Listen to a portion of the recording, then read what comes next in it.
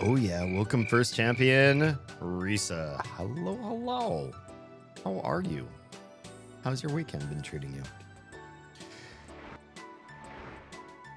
Felicitations, my family of fledglings. And ghosts, it's so good to unsee you as well. I'm Damian Halme. Who are ghosts? Who are fledglings? You might ask. I have answers for you. The answer is fledglings are what I call my audience. Why? Do I like birds and little bird analogies? No. I have this theory, this idea for like a vampire slayer aesthetic, but I don't want it to be purely vampire slayer. The Van Helsing thing, the like white knight sort of witch hunter character is overplayed and done.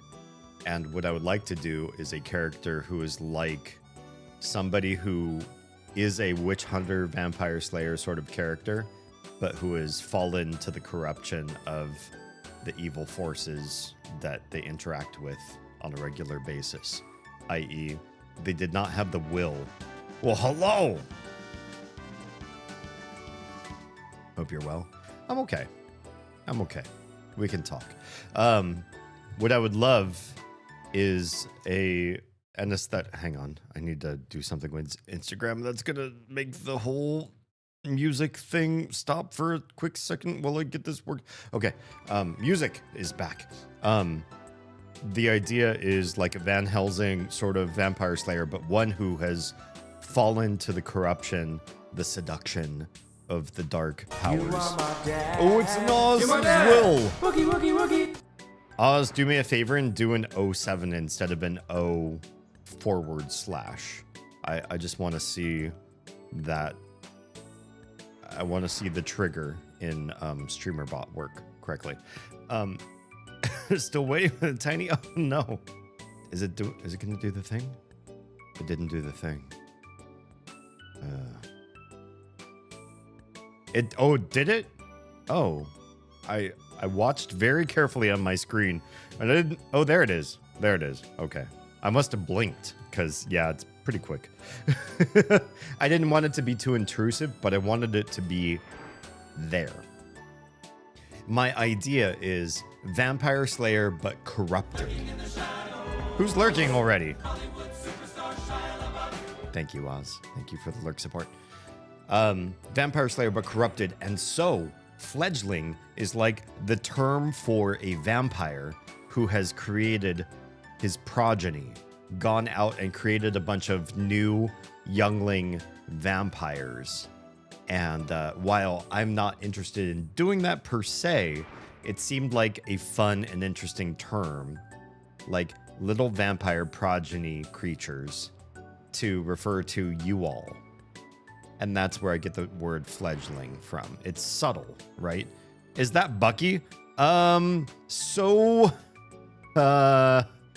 Here's the thing. When I first started streaming, I was not really in the space of the Castlevania, Van Helsing, Vampire Hunter D branding. My initial foray into branding was sort of like a sci-fi, cutesy sort of world. But here's the thing. I don't know a whole lot about sci-fi. I don't watch a lot of sci-fi shows. I'm neither a big Star Wars fan nor a big Trekkie. And that pretty much cuts me out of a lot of buy-in from my audience as to why I would ever do things futuristic.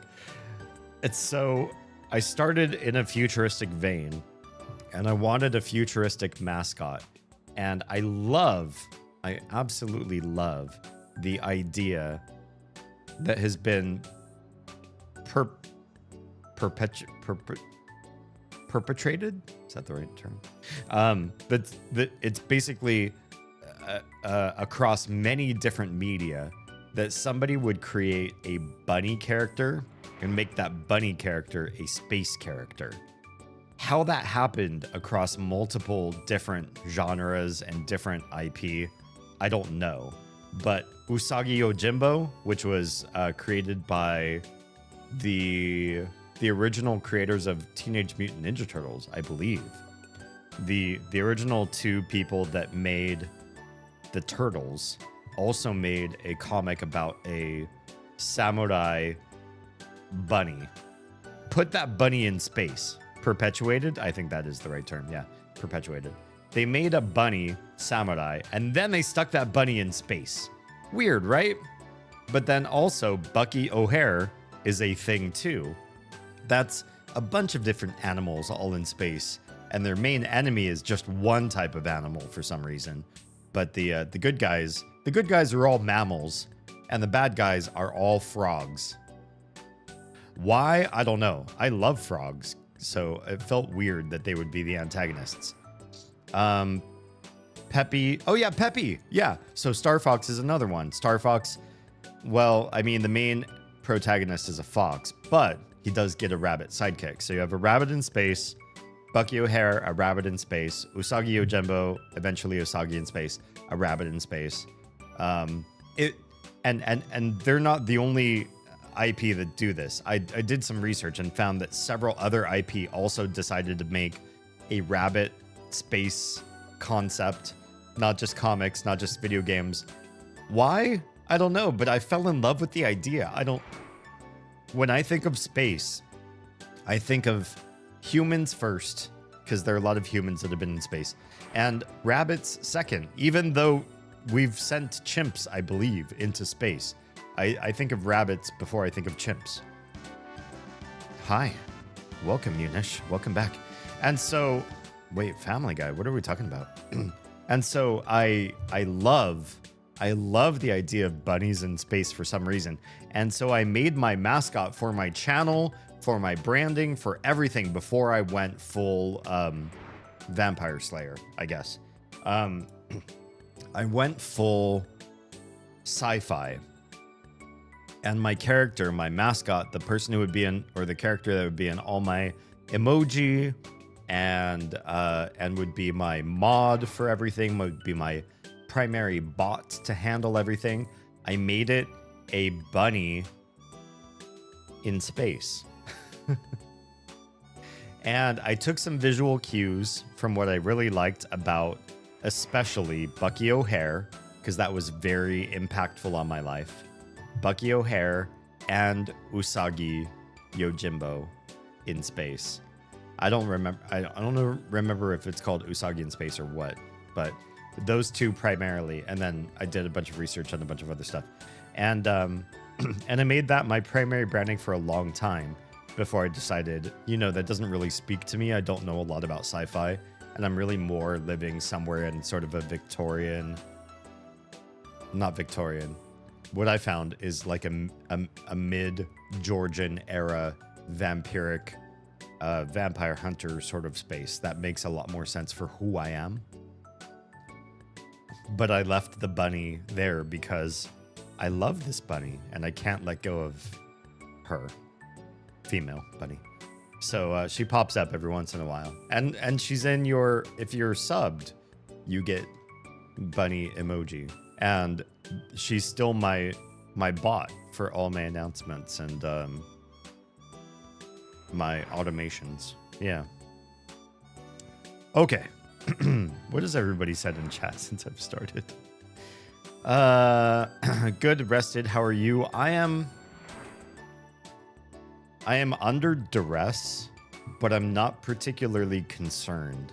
I feel if my day job wants to keep me, then I can start to make decisions about how to leave and do content creation full time on my own terms. And if my day job decides they don't appreciate me and I'm on the chopping block, because it looks like they are trying to do some layoffs these days, then that just expedites the timeline of content creator. I'm not upset. I spend a lot of time being anxious, nervous, and angry about the whole situation. but I think we can land somewhere where the household can still continue to exist. We can continue to earn enough money to be here, support everyone, and make ends meet. But I'm not rested. I am not a rested person. Yeah.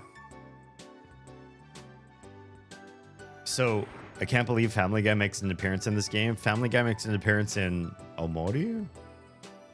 I don't know about that one yet. Yeah. All right. So what we're going to do tonight is over to this scene. Play some OMORI. Now I've changed the whole resolution because Oz looked at my screen while I was playing and she's like, "Why are you playing so small?" And I was like, "I don't know. This is just how I play, yo." So I'm going to switch to the scene and make some changes. That means the music is going to stop for a bit here while I figure out how to make this fit on the screen and do what I needed to do. All right. So for you guys, it's probably basically the same experience as it's always been, just OMORI as it lives and breathes. Let me do the vertical stream as well. I apologize for those of you that are watching on a desktop computer or laptop. That means that I'm making adjustments to something you cannot see. But this will help me figure out just what the heck I'm doing here. There's that one, and then this one needs to be kind of centered right around the main character there. Yes. Do I want it that big? That seems kind of big. Maybe I make it a little bit smaller. It's still pretty big. Make it a little bit smaller yet. Yes. There's the detail cam. Okay. Vertical stream, looking good. Horizontal stream, looking good. Excellent. Okay, music. Let's come back. Where are we at in OMORI? Weren't you weren't in full screen? No, and I'm still not. This is a windowed mode, but what I did was I was in a windowed mode that was maybe like this big IRL. And Oz came in to just say hi and talk to you guys like on camera. And she looked at my screen. She's like, "Why are you playing so small?" And I was like, "I don't know. It's retro graphics. And it's, you know, on my 1080p monitor. I don't have like 4K or anything. Just an older monitor." I was like, "That's how it rendered naturally." And she's like, "Everybody plays it bigger than that. You're going to miss all the details and the finer points." And I was like, "No, I'm not. It's fine. It's fine." And I was like, "Okay, it's probably not fine." So I made it twice as big and it wrecked the entire stream layout. So I just went in and fixed the layout right now. But for you guys, this probably looks literally like the last time I streamed this and basically no changes whatsoever. But for me, the game is twice as big. It's like Undertale. I also played Undertale. Whoa, sorry, microphone. I didn't mean to kick you like that. Literally like a screen about this big in one corner of my monitor, just like hanging out there. Why? I don't know. I just, for small, like lo-fi graphics, retro adjacent graphics, I don't mind if it's small. I really don't. I don't feel like I'm missing out on the detail. I see all the pixels that I think I need to see. It's not a pixel hunting game, so I don't need it to be big. But I made this one a little bit bigger, just for the shiggles. Yeah. I like the shoes on the bottom of the screen. Oh, yeah. You like that? I like that. Right. It makes you feel like you're in a neighborhood because every once in a while, somebody outgrows their shoes, ties the shoestrings together, and tries to toss them up on top of an electric wire. Why? Dunno, but that's a thing that people do, so they decided to put that into the game. Okay. The backstory is there's a character named Omori that looks curiously like the character I'm controlling right now, who's named after me. I am controlling a character named Damien, who is an older guy and has friends who all seem to know Omori, who looks curiously like me. And when they interact with Omori, they're all younger. And they are all in some sort of dreamy, purple, pink, and blue dreamscape kind of world. And they fight crazy monsters and they travel to weird dream psychedelic areas and help out crazy creatures on their quests and trying to find a random lost kid named Basil. And randomly, I woke up from all of that stuff and I became much older and I became either a different person or Omori grown up, but nobody calls him by that name.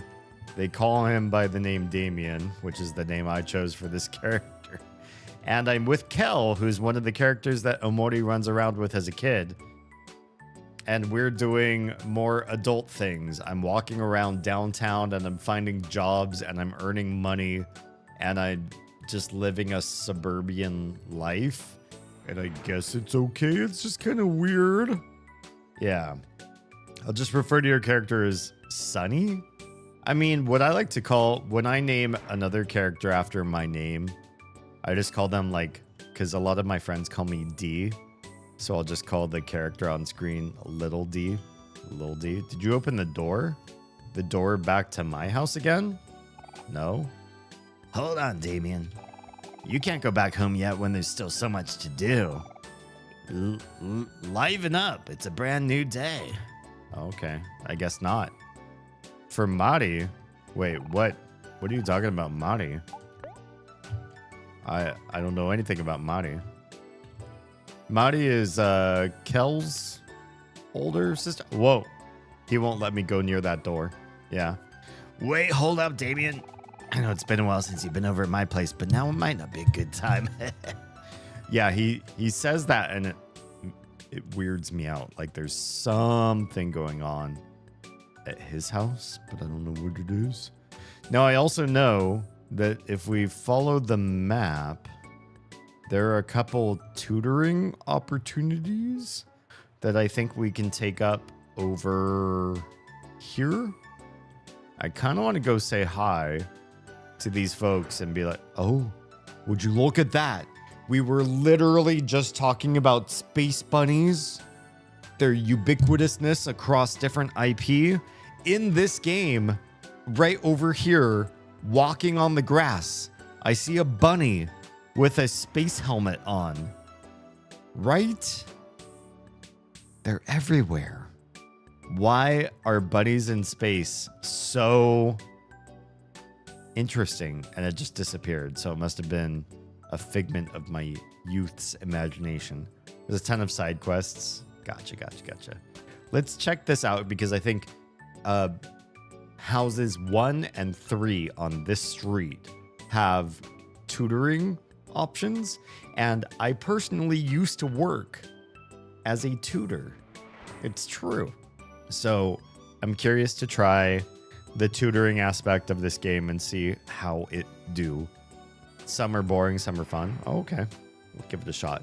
Also, if you're watching on Instagram tonight, I must say, I have not figured out how to get Instagram to give me the full streaming rights that I feel I deserve, which is a 4-hour stream. I usually stream for 5 hours. Instagram will probably die at the 1 hour mark or just after.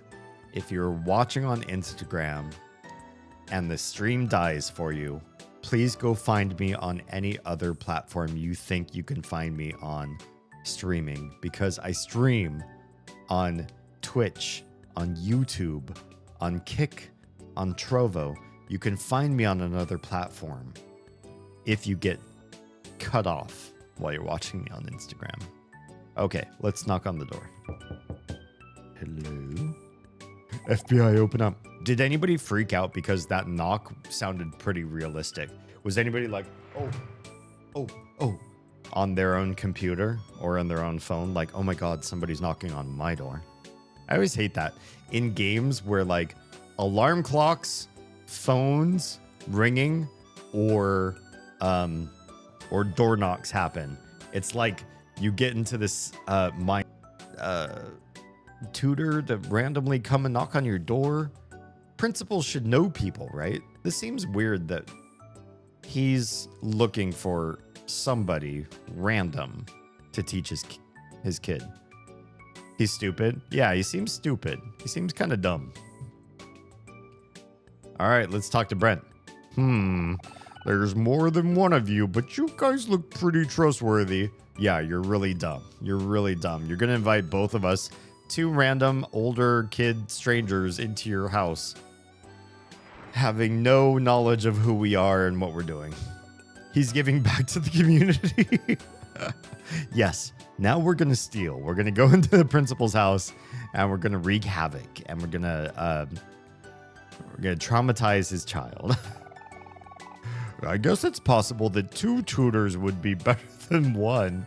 Good job, principal. You're using your noggin. That's the way to think this through. As long as you all split the payment. Sure. Please come in. Kel's not curious about or not concerned about the money anyways. Brent is waiting for you in his room upstairs. You're just going to let us go into your child's room upstairs in your house without vetting us, without knowing where we came from, how we got here, what's going on? A coat rack. A shoe rack. Well, that's nice to have right by the house. Potted bamboo stalks. At least that's what you think they are. Why put that in? Why is that part of the dialogue or monologue? A work desk with some papers on top. It looks like someone was in the middle of grading some tests. So this is where the principal works? Ouch. It doesn't look so good for these students. Why is the principal doing grading? I've never met a principal that does the actual grading, right? Work does talk. There's a lot of big words you can't read. And a lot of messy writing you can't read. It sounds like he's also employed a doctor. A fireplace. Looks like it's used every now and then. Is it cold out? Because it doesn't seem like it. Why light the fire? No, Oz. Why? Why now? Oh, hang on. He should recognize at least Kel. I mean, does Kel still go to, or did he ever go to this guy's school? I guess so. It seems like a smaller town, right? So he probably should recognize at least Kel. I guess the principal grades but can't do math or reading. So what is he grading? What subject is he grading? Foreign language? Oz, it's like basically midnight. I don't know what to say. Drink some water and then see how you do? Or have like a lemon perfect or something? I'd be afraid that if you start the digestion process now, you're going to be up a few hours trying to figure out, or your body, you know, sorting through what you just put in it. An ornate houseplant. It adds a nice touch of color to the room. Yeah, I agree. This house is filled to the brim with books on every subject, which is weird for a place that has 2 bookshelves and a couple stacks of books, or I see 3 stacks of books on various tables. I wouldn't call that filled to the brim. Most of them have bookmarks or sticky tabs in them. That makes sense to me. Then if you ever come back to that book, you know how to get the information quickly. I mean, I haven't started wrapping or doing laundry because child will not sleep, and I'm nervous to start anything except for folding yet. Yeah, pop a lemon perfect, chug that and see how you feel. I'd be nervous to get food in me at this hour were I in your shoes. TV? Nothing. Okay. Good talk. More of the book comment. There's an open book on the table. At this point, we shall briefly comment on how the perturbation theoretic matrix elements between initial and final plane wave states can be used in bound state problems. This is quantum physics, I believe. Obviously, we cannot directly apply perturbation theory to compute bound state energies. However, we can first obtain approximate bound state energies by solving exactly the... You put the book back down. So, yeah, this guy's at least doing research on quantum physics, which is, you know, cool. An unfinished cup of coffee. Make yourselves at home. Oh, we are. Brent is waiting for you in his room upstairs. You are so trusting. Lifetime Scientific Achievement Award. So he might not know math. He might not know reading. But he sure knows science. And especially quantum mechanics, quantum physics. A nice lamp. Anything over here? Yeah, there is. A state-of-the-art slow cooker. Hell yeah. Perfect for busy or lazy moms. At least that's what you heard on a commercial once. A refrigerator. Open it. Yeah. Macaroni and cheese, cornbread, frozen shrimp, and soup. 4 things? Yikes. I didn't hear any fruits or vegetables in there. Salt and pepper shakers. Anything? A microwave. Yes, it is. A fancy potted plant. A white porcelain tea set. Looks really expensive. An ornate houseplant. It adds a nice touch of color to the room, just like the other one that we already saw. This is a nice room. This house is oh, we already read this. A house phone. Nice lamp. Porcelain vase. Looks really fragile and expensive. I mean, we got that principal money coming through. A newspaper. What do we have here? A set of marble coasters. Marble looks really expensive. So we're looking at a very affluent household. I see. This house, we already read this part. Oh, hang on. This one is about something called organic chemistry. So this guy's very much into science. I have a feeling that's going to be part of our story arc with the kid. Do principals even make a ton of money? That's a good question. Could you look that up while I am playing this game and let me know? I live in the US. I live in the South. But I'm curious, just nationwide, how do principals do in this particular country? It's the same thing. All right, let's go upstairs. Oh, that's the upstairs. Oh, look at this. This is a nice little cozy downstairs area. An ordinary houseplant, nothing special about it. Also filled to the brim with books, blah, blah, blah, blah, blah. It's the same thing. These ones don't have an interaction. Same thing about the books. Sure is a lot to do with books. Wow! This house really is filled to the brim with books. Look at this room. Goodness, that's a lot of books. This one is about something called nanomaterials. This guy is a real science whiz. Basic lamp. Grandfather clock. Well, hey, there sure are a lot of books in this house. In my state, it's about 100,000. Honestly, for education, which is grossly underpaid, that's pretty amazing. In Texas, it's a little less. Okay. I'm pretty impressed. At the same time, for the amount of work you have to do to earn that 100K as a principal, it's probably a pretty significant amount. Like you're really responsible for a lot of the inner mechanisms of your school. You're responsible for all of your teachers' success rates and how they function.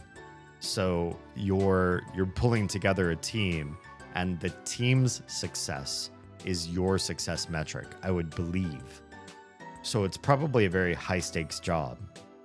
That said, to get to 100K, that's not bad. Education, I feel, is grossly underpaid. So that seems pretty good, I think. Yeah, more of the books comment. There's lots of like little dots on the floor, and I'm kind of curious about what's going on there. But they're non-interactive. A bonsai tree. A bonsai tree. Some people want to pronounce that word bonsai. Bonsai is like the term when you're a kamikaze pilot and you're about to nosedive your plane and explode into somebody else to try to take them out. So you and your story and their story at the same time, and you say bonsai. These trees are called bonsai. Bonsai. It's a different word. Rug texture, that's very unzen. This I don't know. Yeah, it's a little like it does not spark joy. But at the same time, the idea that you have a small area rug and it's tucked underneath some of the furniture like that, that's a common practice. Curiously enough, that is a common practice. You put some furniture on the edge of it and leave some of it open. And that seems to be a regular thing. Before we go in that room, which looks like that might be his room, let's go from right to left and just see what we can find. Oh, crap. That looks like the kid. Go away. Go away. Oh, shit. We can't leave. You shouldn't leave while you have a job to do. I found the kid's room first, and I thought I was going to be able to hunt the other rooms. This kid, first of all, before we talk to him, lots of books in his room, too. And he has tons of accreditations. I see 2 certificates on the wall and 8 different medals and maybe some other stuff hanging right above his bed that may be something related to his academics. So he's already crazy smart, and we're going to try to tutor him. Hi, kid. Smart looking boy. Hey, you must be my new tutors. Nice to meet you. My name is Brent. Should we get started now? Yeah, we will. Okay, well, Kel's job is to lie down on the bed while I do the shit. All right, so this is the worksheet that I'm struggling with. This equation is giving me trouble. Oh, God. Watch, because it's OMORI, it's probably not going to be that crazy. But to me, in my head, I'm like, oh, God, what could you possibly be studying? It's probably going to be insane. But they'll probably dumb it down because it's a game. And that's fine. That's fine. Let's give it a shot. 4 times 51. Well, that's not too hard. It has to end in 4, right? Because 4 times 1 is 4. But then 4 times 5 is going to be 20. So it's 20. And then, yeah, so basically 4 times 5 is 20, but 4 times 50 is 2,000. And then you have the 4 there. Pick randomly. Oh, God, you could just do this and then really screw yourself over. It's stupid hard, that last one at least. Or the last one. I guess we're going to find out. We'll find out. This one's 204. Oh, I got it. I understand now. I just told you the answer. How could you understand? Shouldn't I be teaching you the method, the way to multiply, as opposed to just telling you the answer? That doesn't seem right. How about this one? 5 times 3 plus 15 minus 1 plus 6 divided by 2. PEMDAS, people. How many times have you seen Facebook posts or other stupid social media where they're like, you're like a 220 IQ if you can solve this problem, and it's some stupid math equation written in this format, which is bullshittery. Nobody doing proper math would ever write without like proper parentheses. That said, there's no parentheses, so the P in PEMDAS disappears. There's no exponents. The E in PEMDAS disappears. Now you have multiplication and division, and then addition and subtraction. The MDAS part of PEMDAS, the M and D are interchangeable. The A and S in PEMDAS are interchangeable. Those are not set in stone. It's not multiplication and then division. It's not addition and then subtraction. When you hear PEMDAS, it does not tell you an order for those last four. M and D, you swap, you go from left to right. A and S, you swap from left to right. So, first things first, we have to multiply 5 times 3. That is a multiplication problem. We need to know that. That's 15. We also need to divide 6 by 2. Those things come first. Those are the multiplication and division parts of this problem. So 6 divided by 2 is 3. So you have a 15 plus 15 minus 1 plus 3. That's the real problem here, because the multiplication and division needs to happen first. So you got your 15 plus 15, you're going to get 30. Minus 1, you're going to get 29. 29 plus 3, you're going to get 32. And my cursor's already there. Your head is big. I mean, am I a nerd? I am a nerd. I'm not a deep dive nerd. I'm a shallow nerd. And by shallow, I mean I've learned a very little bit about everything. I know quantum physics. I know aerodynamics. I know astronomy. I know geography. I know geology. I know history. I know mathematics. I know a little bit of everything, but I'm not a deep diver on any one thing. But this answer is 32 for sure. Oh, I got it. I understand now. Yeah, the boy's really getting it. This kid's failing his test. He has no clue how to solve these. Yeah, and the thing is, if I'm being a tutor and he's just like, what's the answer? Am I teaching him anything? I'm just telling him what the answer is.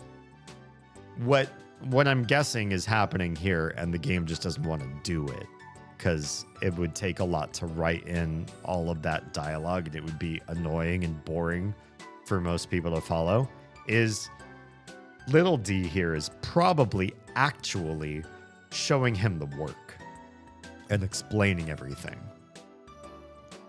But in the game, because it's a game, they're not going to force you to do all of that, to read all of their dialogue where he's actually teaching. I'm imagining he's actually teaching Brent how to do this stuff. Otherwise, why is he even here? Okay. Negative 3x plus 4 equals 7x plus 24. Can I do this in my head? The answer is yes, because I'm really good at algebra in my head. Even some calculus. And not very much trig, because I hated trig.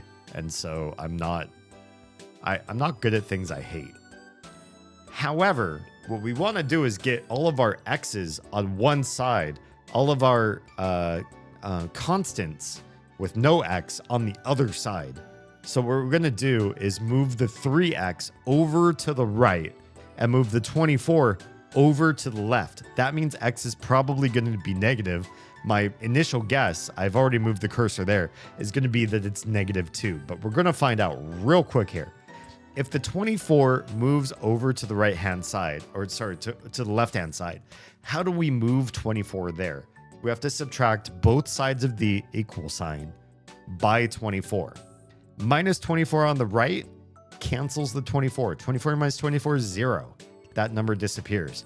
On the left-hand side, 4 minus 24 is going to give me a -20.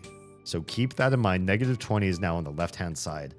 The minus 3, the only way to remove that from the left-hand side is to add a plus 3x. So if I add plus 3x on the left side, I have to add plus 3x on the right side. That makes 7x turn into 10x. You've added 3 more x to the 7x that's already there. On the left side, minus 3x plus 3x means 0x. 0x is just 0. So now you're just left with the negative 20 on the left-hand side. On the right-hand side, now you have 10x. How do you get to x? You have to divide both sides by 10. On the left side, you have negative 20 divided by 10. On the right side, you have 10x divided by 10. 10x divided by 10. 10 over 10 is 1. 1 times x is x. Anything times 1 is itself. So 1 times x is x. You have x on the right-hand side. X equals what's on the left-hand side. Negative 20 divided by 10 is going to be negative 2. You just canceled the zeros out at that point. And you have negative 2 over negative 1, which is the same thing as negative 2, which means my assumption that it was going to be negative 2 is correct. Easy, right? Yeah, Kara just got it to 2. Very easy. You can do this one in your head. Not a problem. We need some calculus? I know. Honestly, if somebody gave me a derivative, or let's go further an integral, or let's go further an integral with trig substitution, then you'd really see me work in my brain. And then I might actually need something like I need to bring up paint and start to draw out the steps to do it, right? Or integration by parts. Yeah? Do you remember your U's and V's and how to split all that? Oh, yeah, it's awful. Oh, I got it. I understand now. I wish they dropped a graph or something. Graphing is not that difficult. Graphing is really just a visual representation of what you're doing. And in my opinion, it takes the abstract part of especially algebra and places it into a visualization that helps most people understand what the heck they're doing. But graphing is not innately a challenge in and of itself, unless you have to do graphing like by hand, which when I was a kid in school, I did have to. I had to draw graphs by hand, and I hated, getting the ruler out, drawing the X and Y axes, doing the little ticks. Hex machine! Thank you so much for the follow. It's an honor. Thank you, Hex machine. Yeah, I had to draw the graphs by hand in pencil, the little tick marks, and then you have to decide, are the tick marks 1, or are they skipping by 2 or skipping by 5? And then you have to draw the stupid parabolas or all the dumb things. I don't really like it. It'd be funny. Yeah, it's funny, but it's also not it's not a big difficult step, but it is annoying to do. Kara said, yeah, it's not difficult, but it can be annoying. True. I was thinking guessing trajectory. Trajectory is not hard. You don't have to guess it. You can do the math to figure it out. Mostly just calculus. I swear I was falling already. I kind of thought you were too, but now that you are, I appreciate you being in my family of fledglings. Thank you. Thanks for making it official. Graphing polynomials using calculus to find the zeros of the revicative and stuff is derivative. Yeah, I was like, what's revicative? The derivative and stuff is something we had to do. I didn't have to do that in maybe the second half of first year of calculus and thereon. But in the first half of calculus, I feel like we had to do a lot of stuff the hard way. And that included doing graphing to find those derivatives. And also doing derivatives, not integrals, but at least derivatives the long way. The sort of like x minus h polynomial with the like 2 parts on top and the 1 part on bottom. That's like the long form version that was like super ugly and weird.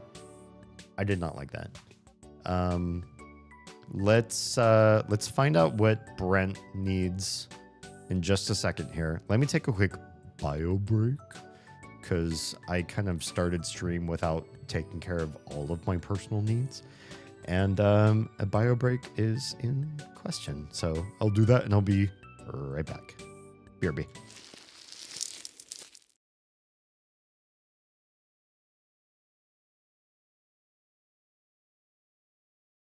I skipped something. Did you just tell us all that you and I was engaged in sword play? Yes, only my sword stays in the drawer. Wait, what? Wow. You heard it here on the stream first. Losing out on resources, like your people who are going to help you out, were slowly like dying off and leaving or getting, you know, ushered out, and that felt really panicky and bad for a game that didn't really like rely on that mechanic. But this one didn't feel like there was much room for failure. I mean, we failed a few times, but you always just retried right. Mars, why did you emote what you did?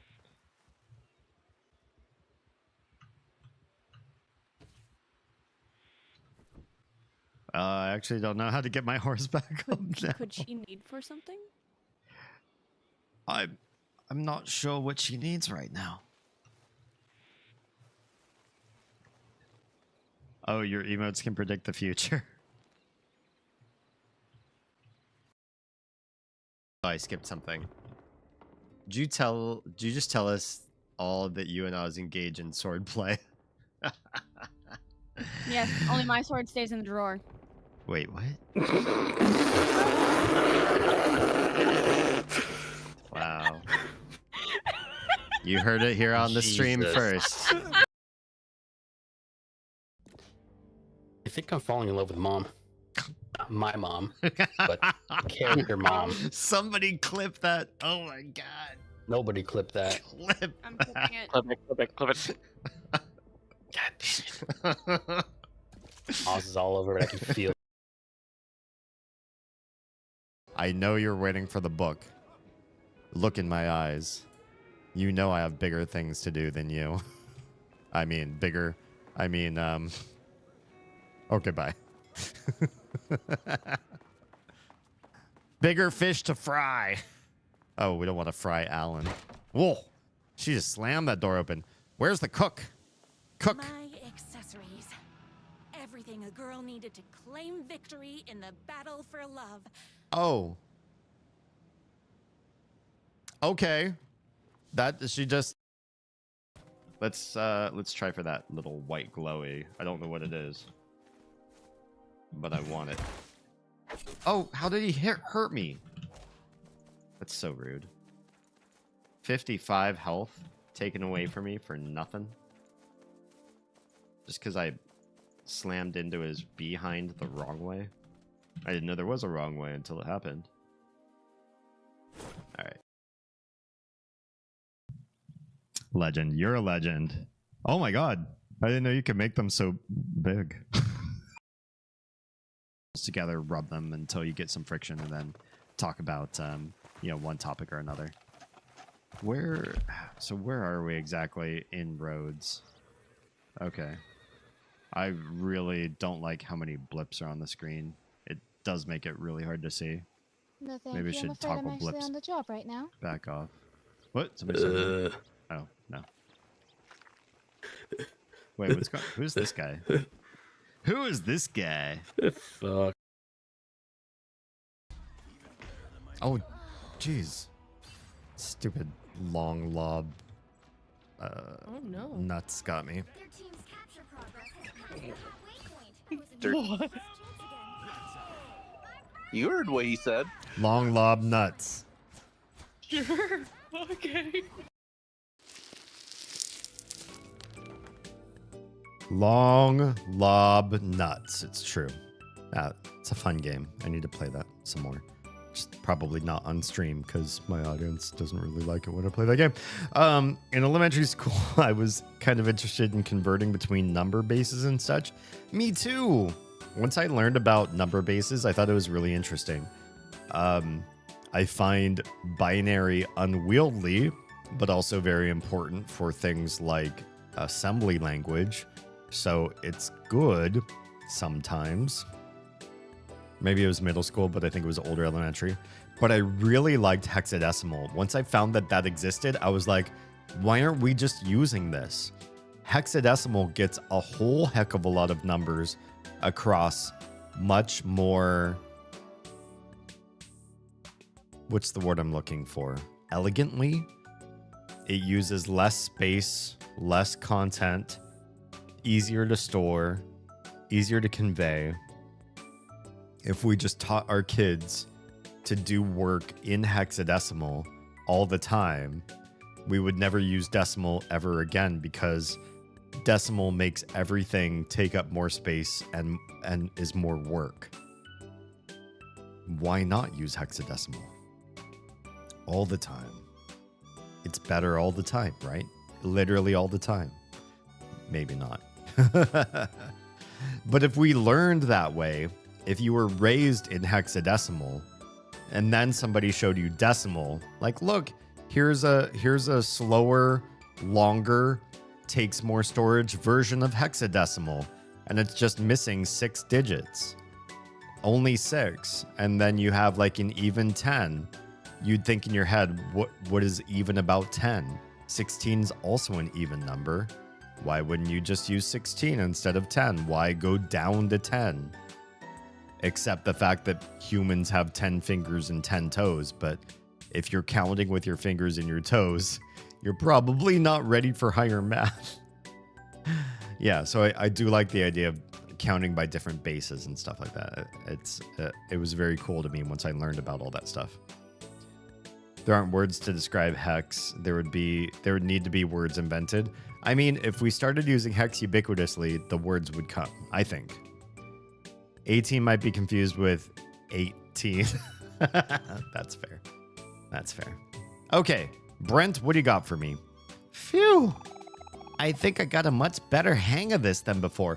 I'm guessing I did some real tutoring in there that the game just doesn't want to show. Because otherwise...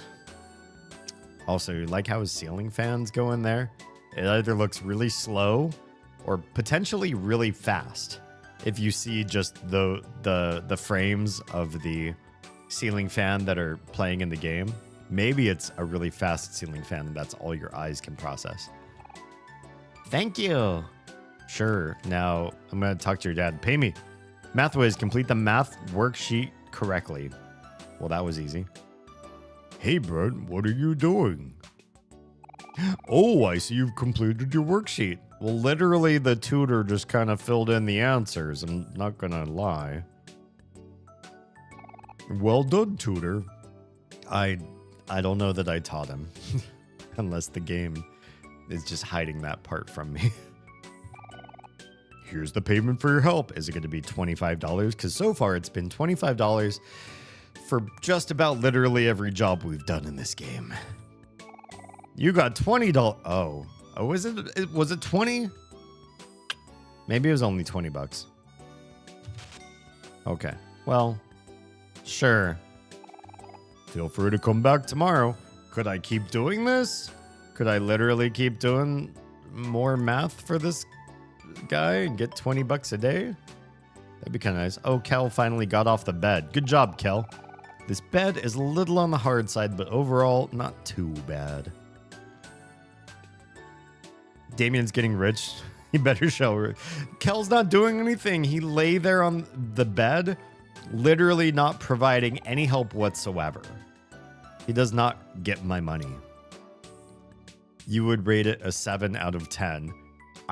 Do you rate beds that you lie down on? I do not, personally. There are some comics hidden between these books. Now we know why this kid is struggling with his math. He's actually reading comic books instead. An alarm clock for responsible people. It's set to be 5 minutes early. How would you know that?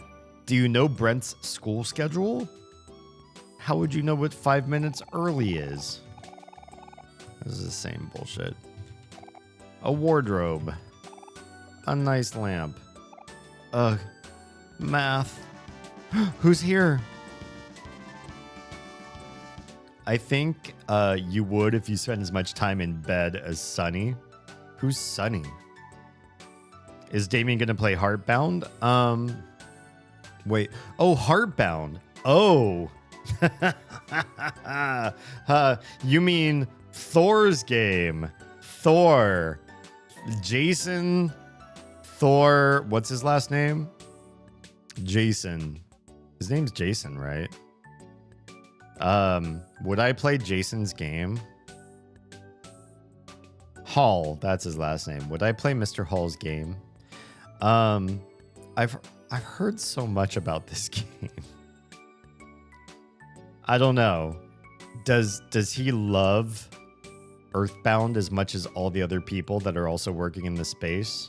Maybe. Does the game have Oh, Twitch ads. I'll see some of you on the other side, but I know I can see the badges, so I know who can hear me right now. I'm not personally in the camp of let's all shit on Thor and make him feel like a big reject, and try also I think there's a lot of clout farming right now, like because Thor's got a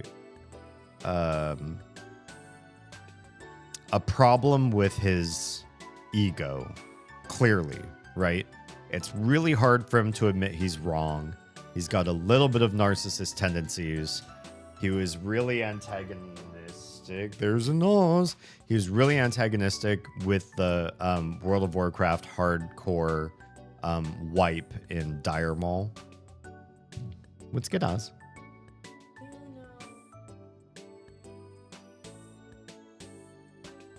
Do I know where the extra tissue paper ended up? It's either in our closet or in the linen closet.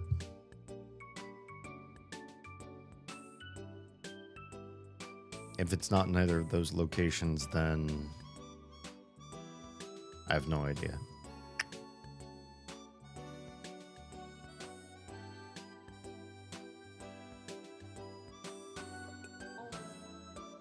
Okay. Oz is gonna have a post-midnight snack, it seems. I would do something maybe veggie, not veggie exclusive, but veggie in with the mix. Yeah, I mean, definitely do like something protein and fats, yogurt or avocado or something that we might have that's in that vein too.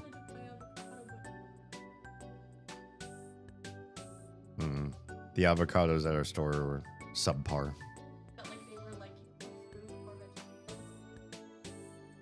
Yeah. Yeah, have you ever had produce that feels like it came from a refrigerator truck and it was like clearly not the way it should be picked off the vine? Like you can just tell texturally when something's been reconstituted. Specifically when it was frozen. Yeah, the frozen to thawed sort of texture, especially if you're a textural eater like Oz is, not cool. I think it's very interesting why it does. Why does it do that? So the reason that basically anything that was alive at some point, like fruit and veggies and even meats, feels weird once it's been unfrozen, is because you have actually, the freezing process damages the cell walls and makes them burst. And so the reason that it doesn't feel correct is because there's a lot of the cell walls that have been damaged, and so it doesn't have the same structural integrity anymore. That sounds like largely unhealthy. If the cellular walls of something that you're eating are compromised, jam. I feel like that's the problem. Does prevent that. Okay, so flash freezing is different. That might actually help, but slow freezing might actually be damaging. Not unlike why people say never buy ground any sort of meat if it's been pre-ground and sitting in a package. always ask for the person that's doing grinding of things to do it fresh right there. And you get it and you receive it from that grinding person in the grocery store. And then you take it home and you cook it because you have literally cut some of those cells open in a way that is compromising the actual integrity of the food that you're trying to eat. Yeah.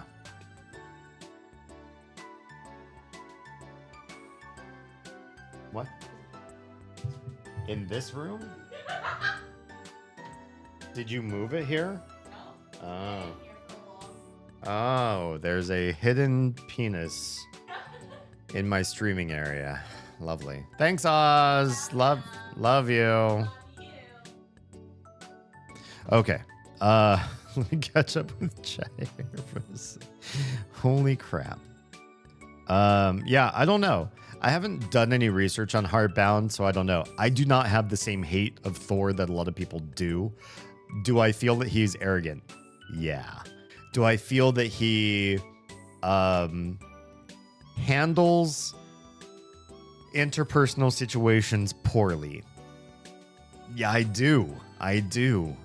There's something about him that's off-putting, that's largely human. What the heck is she doing out there? Human antagonistic. He does not play well with others. But I honestly find that with a lot of large streamers. Large streamers like Thor, like Asmongold, like Destiny, like Hasanabi. These people do not play well with others. They stare at a camera. They interact well with that camera. They do not handle in real life normal interactions nicely and normally and sanely.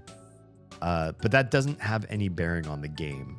I'd be willing to try the game if it seems to fit in the vein of what we're doing here with all these mother-inspired sort of games. Yeah, I would. Where are we in backchat? Sunny is Damien's default name? Oh, gross. Why would anybody ever use default names in a game? And honestly, why would you ever... yeah, I don't know. I don't use default names. I would never. I would literally never. It's an Undertale clone, so it's in line with what you're playing, but I think it's bad, and I was just joking. Oh, is it really bad? I thought for somebody as famous as he is, that maybe the game would be good, or if it wasn't, and he's famous, he'd use some of his fame money and hire some help. Like, help, here's the basis of my game. I need it massaged into like a good game, please. I need some creative consultant direction and a real programmer in the back end, and like, help me clean this up. I will pay you, because the matriculation of I have lots of eyes on me as a streamer and I'm going to produce content. There's a midpoint in there that could be I bring in excellent talent to ensure that the end product is excellent. Then the clout turns into a funnel to great content, high ratings, important game, a legacy long after you're gone of a great, fantastic game because you cared enough to buy or to outsource what you couldn't do well just by yourself. But maybe that's not Thor's MO. I've heard bad things about that game and the person who made it. Mostly I've heard bad things about the person who made it just out of sheer arrogance, unwillingness to concede when he's a bad actor, and unwillingness to show empathy and play nice with other people and be amenable to communication, empathy, interaction, collaboration.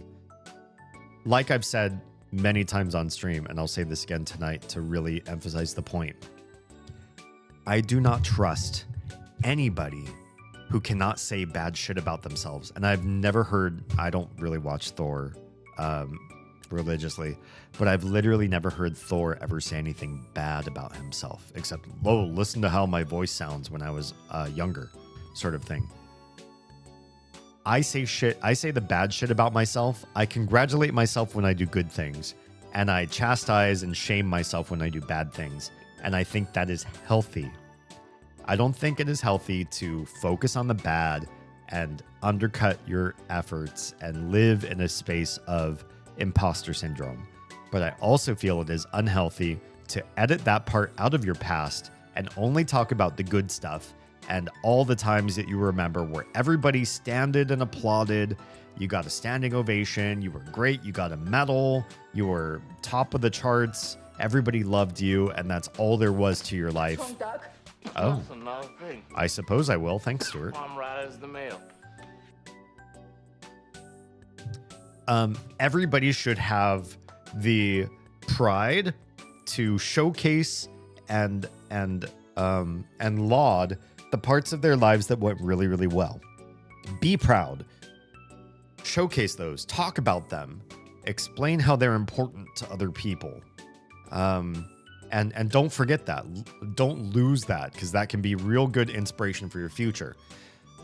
Don't forget the parts where you're a villain.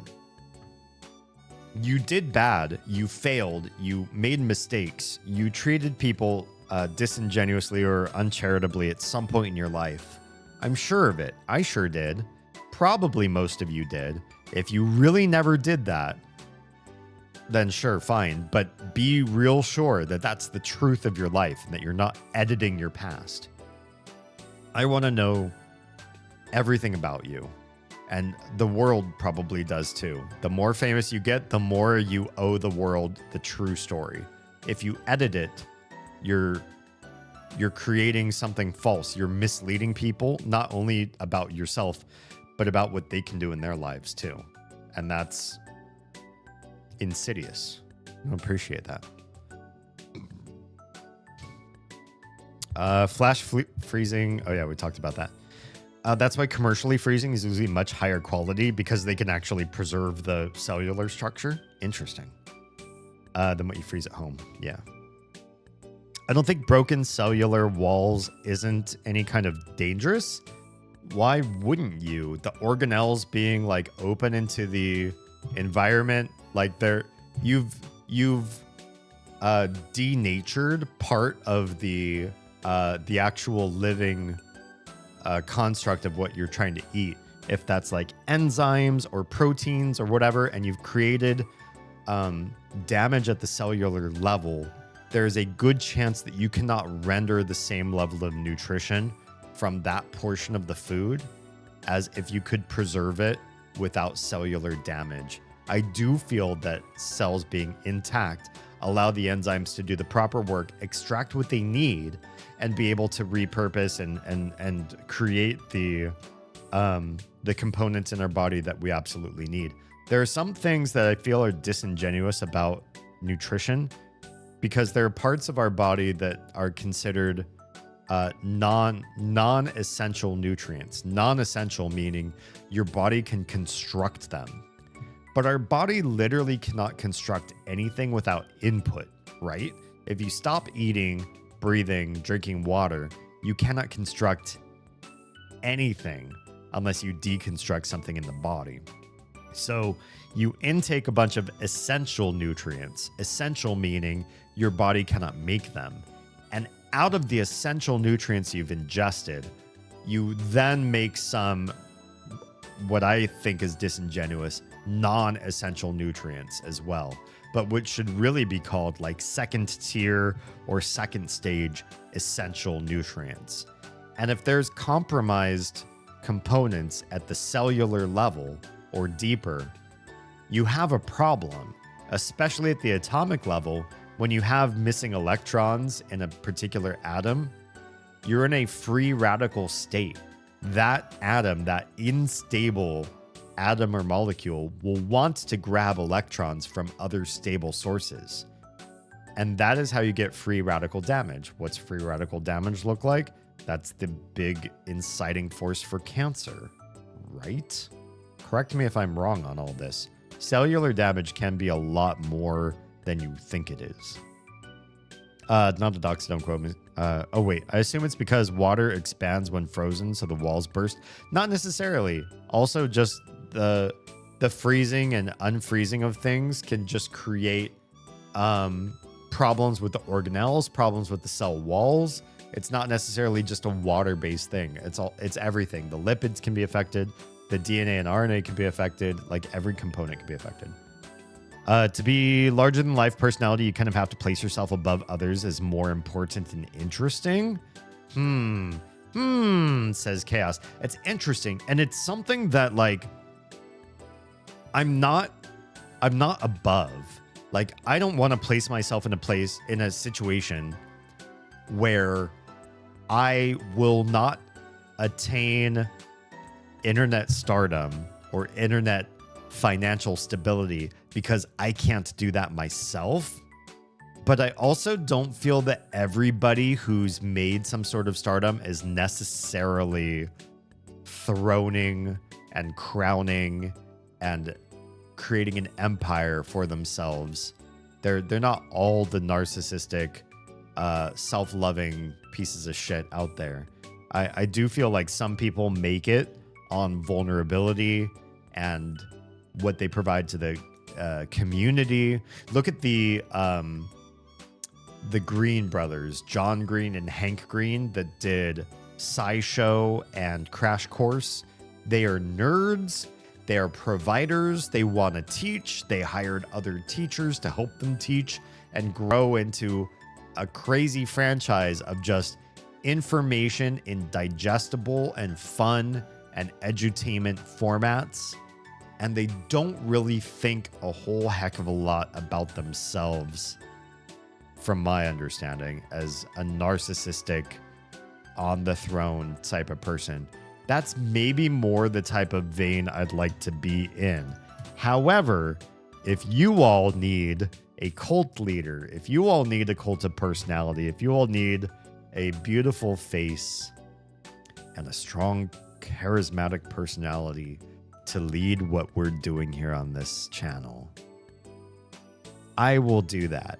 At least up to the point where we're paying the bills. And then I'll probably back off because that's not who I am. I just happen to be trained in acting, and I'd be willing to do that to get the money, to make the ends meet, to make sure that we're funding this whole project, and then I'll probably back way the hell off of it. But if that's what's required to get 1 million subs, to get 1,000 paid Patreon, whatever it takes, I will probably do.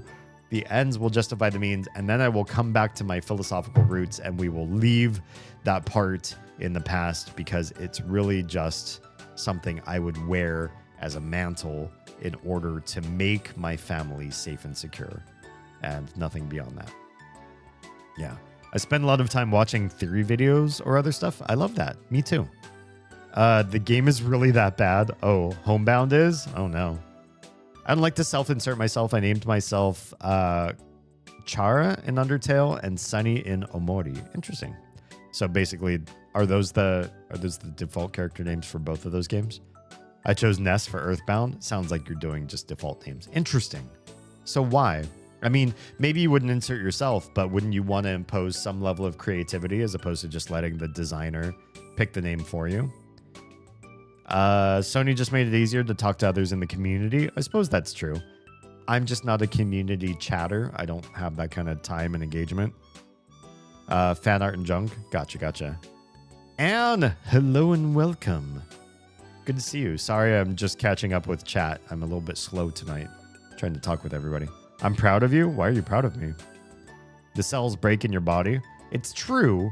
But we don't undergo something as crazy as like slow, deep refrigeration and thawing on a regular basis to break a lot of the cells in our body.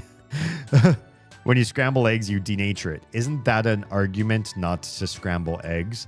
The eggs, generally the protein that you would get from eggs is better if you were to do something like, well, I don't know egg styles, but like soft boil or whatever. I'm losing I don't know all the terminology. Denaturing isn't bad, really. I would still argue that if you didn't denature the protein, you would still have better outcomes, I think. I would believe. Scrambling, just because a lot of people eat scrambled eggs doesn't mean it's the right thing, right? People have eaten a lot of shit. Like, look at how much corn syrup was ingested in America for decades. And we all know today in 2025, corn syrup, and especially high fructose corn syrup, is like one of the worst fucking things you could possibly do to your body.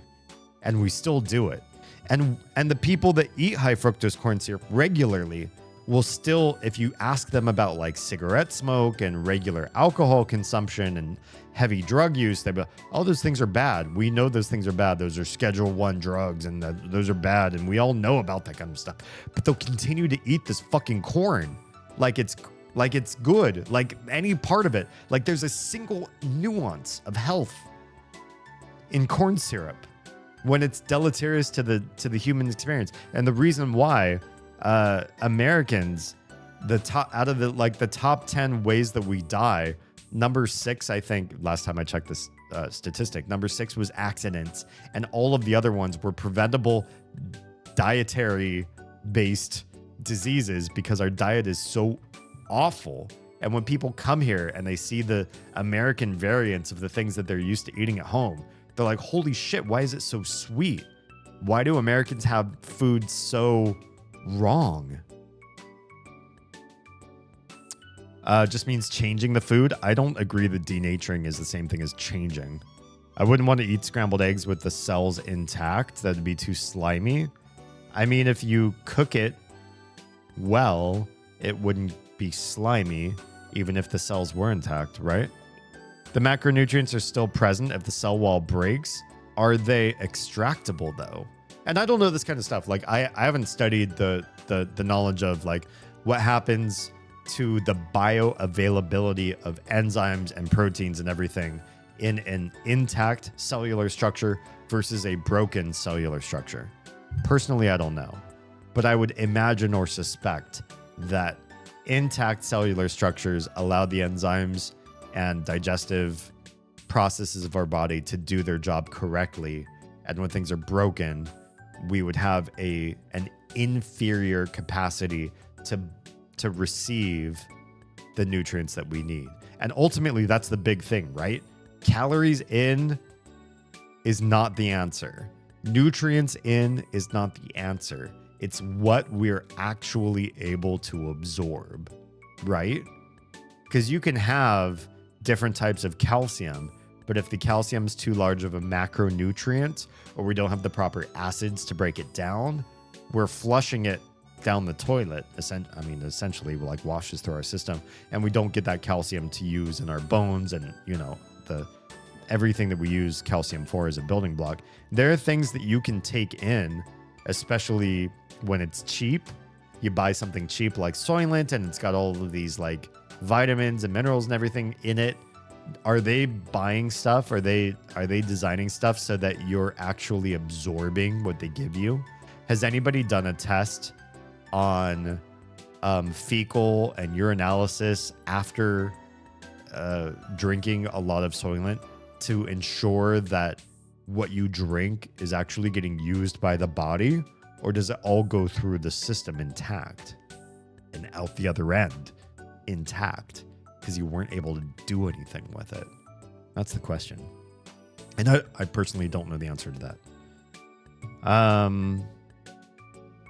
Jam is right. What you're saying is also an argument against cooking food. So some food is better raw, and I think we know that, right? Hello, Trella. Welcome on in. We know that some food is better raw than cooked, but we also know that some food our bodies aren't made to ingest raw because we've spent millennia cooking food too, right? So we've done some possibly evolution. Correct me if I'm wrong. Has the human body sort of evolved to eat certain foods cooked, or are also certain plants especially not particularly digestible or bioavailable of nutrients until you cook them? And so if you ate them raw, they could be poisonous, or at the most benign case, just sort of like pass through the system and then all the things that you see in the nutrition report on that vegetable, it just goes through your system if it's uncooked because we can't absorb it. And then when you cook it, it releases those things. Some things are better raw and some things are better cooked, I think is the correct answer to that. Markiplier made it through being a himbo and being a humble dork. And I love that. And I feel much more, I don't know if I'm in the same vein as Markiplier, because you're right. Himbo is really kind of the right answer. Could Markiplier and I sit down and have a philosophical conversation, a deep chat about like the things that we both know? I don't know. I don't really know that level of depth about somebody like Mark. He might have it. He might spend some of his free time as a big wig learning and growing as a person.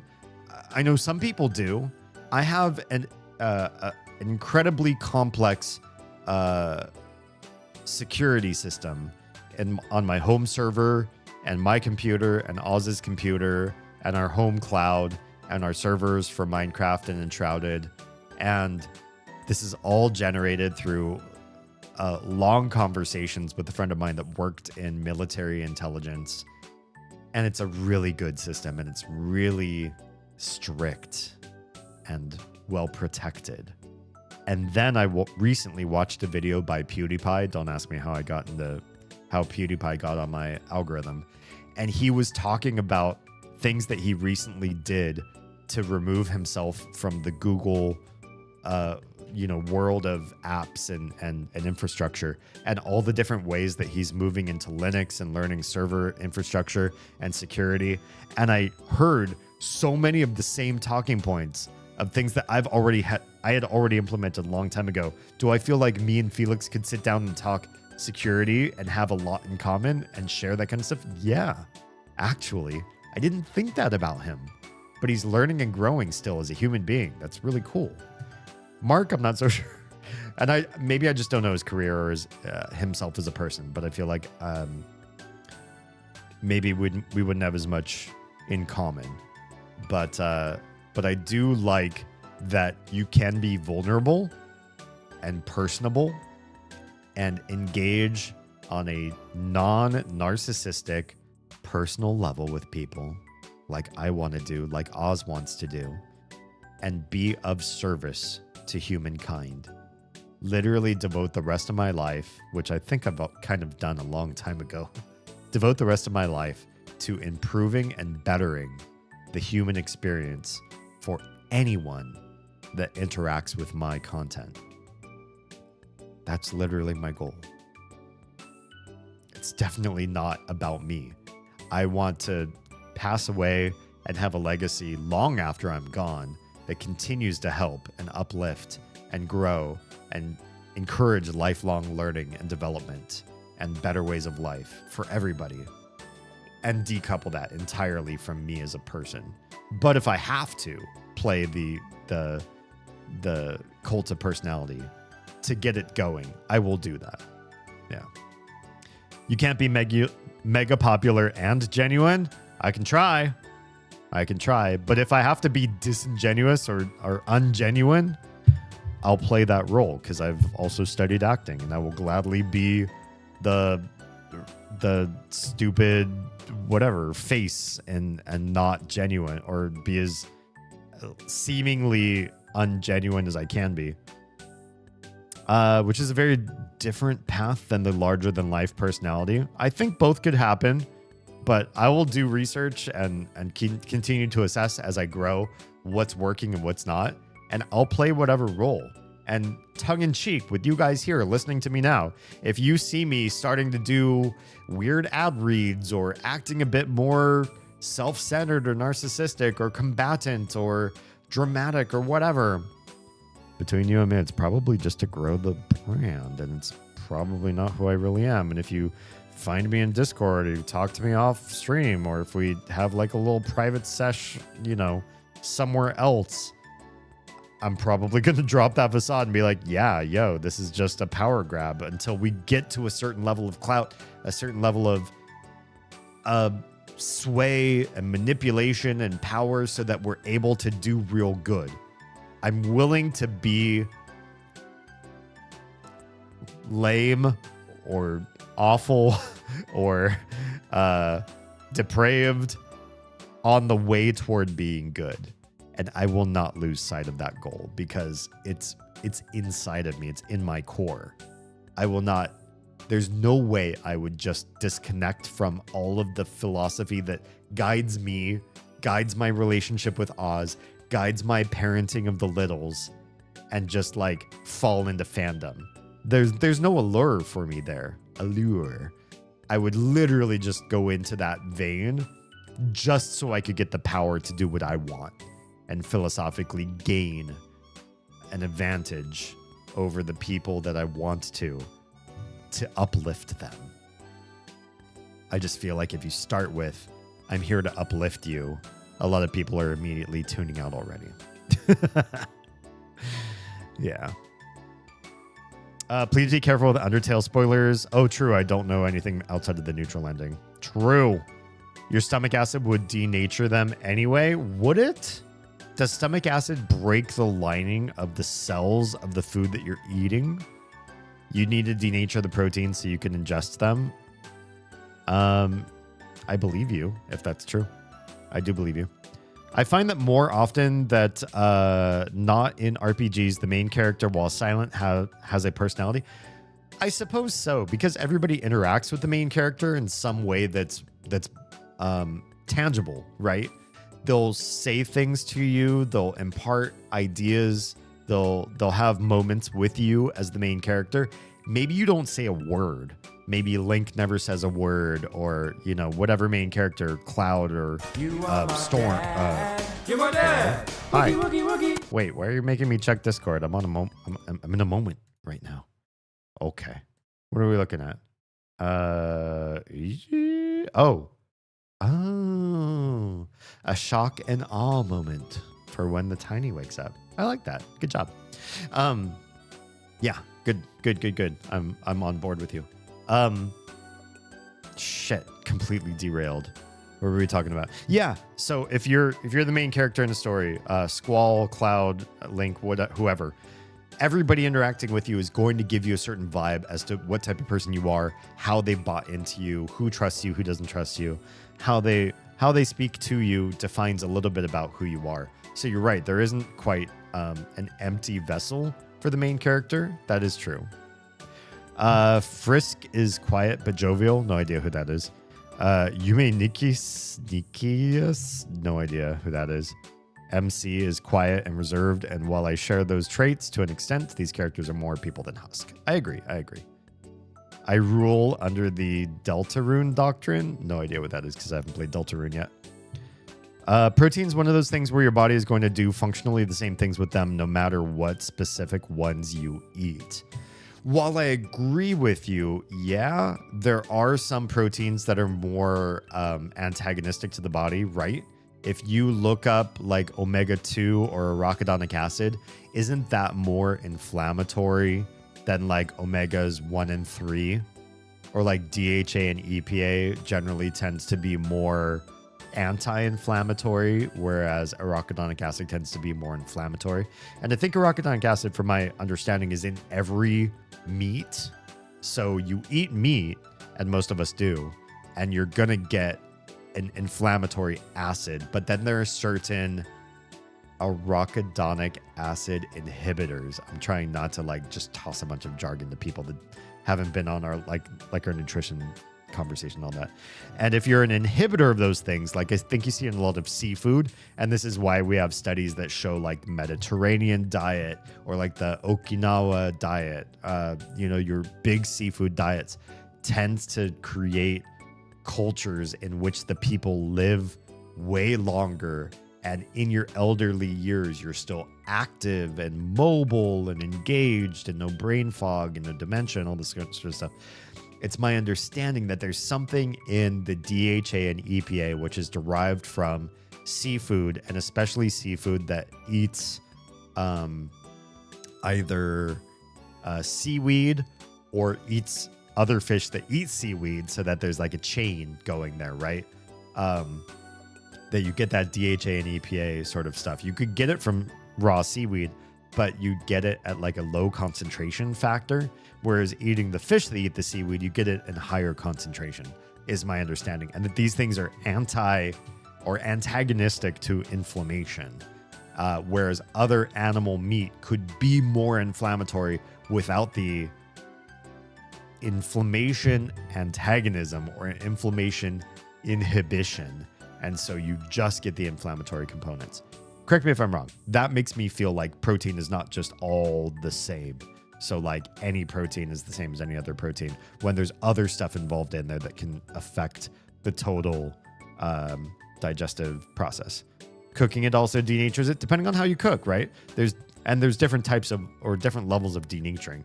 Obviously, if you fry something, you're going to denature at a much higher level because doesn't frying release electrons from stable structures and create more free radical components to the food, which is why people say when you eat more fried food, you have more of a tendency to really fuck your system over, both in the case of carcinogens and also in the case of you can create trans fats out of cis fats by doing that, from my understanding, and which is way harder for us to digest over time.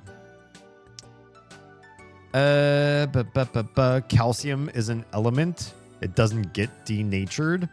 Calcium can also be bioavailable and not bioavailable depending on how it's attached.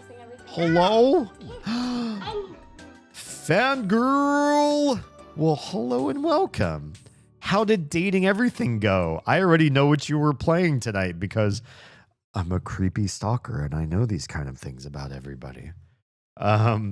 Let's do a shout out for Fangirl. Went well.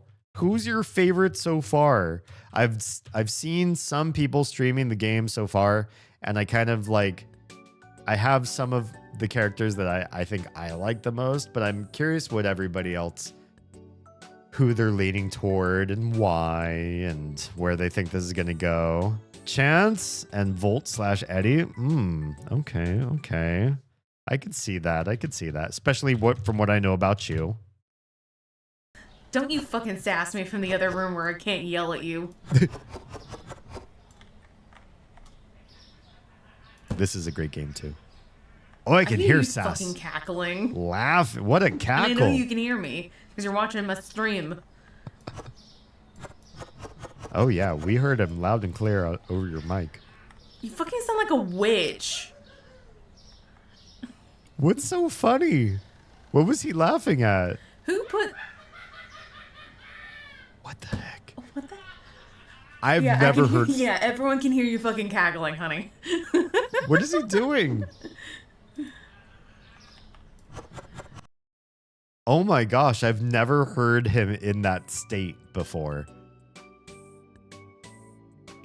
Indeed, 100% sass. Living up to his name.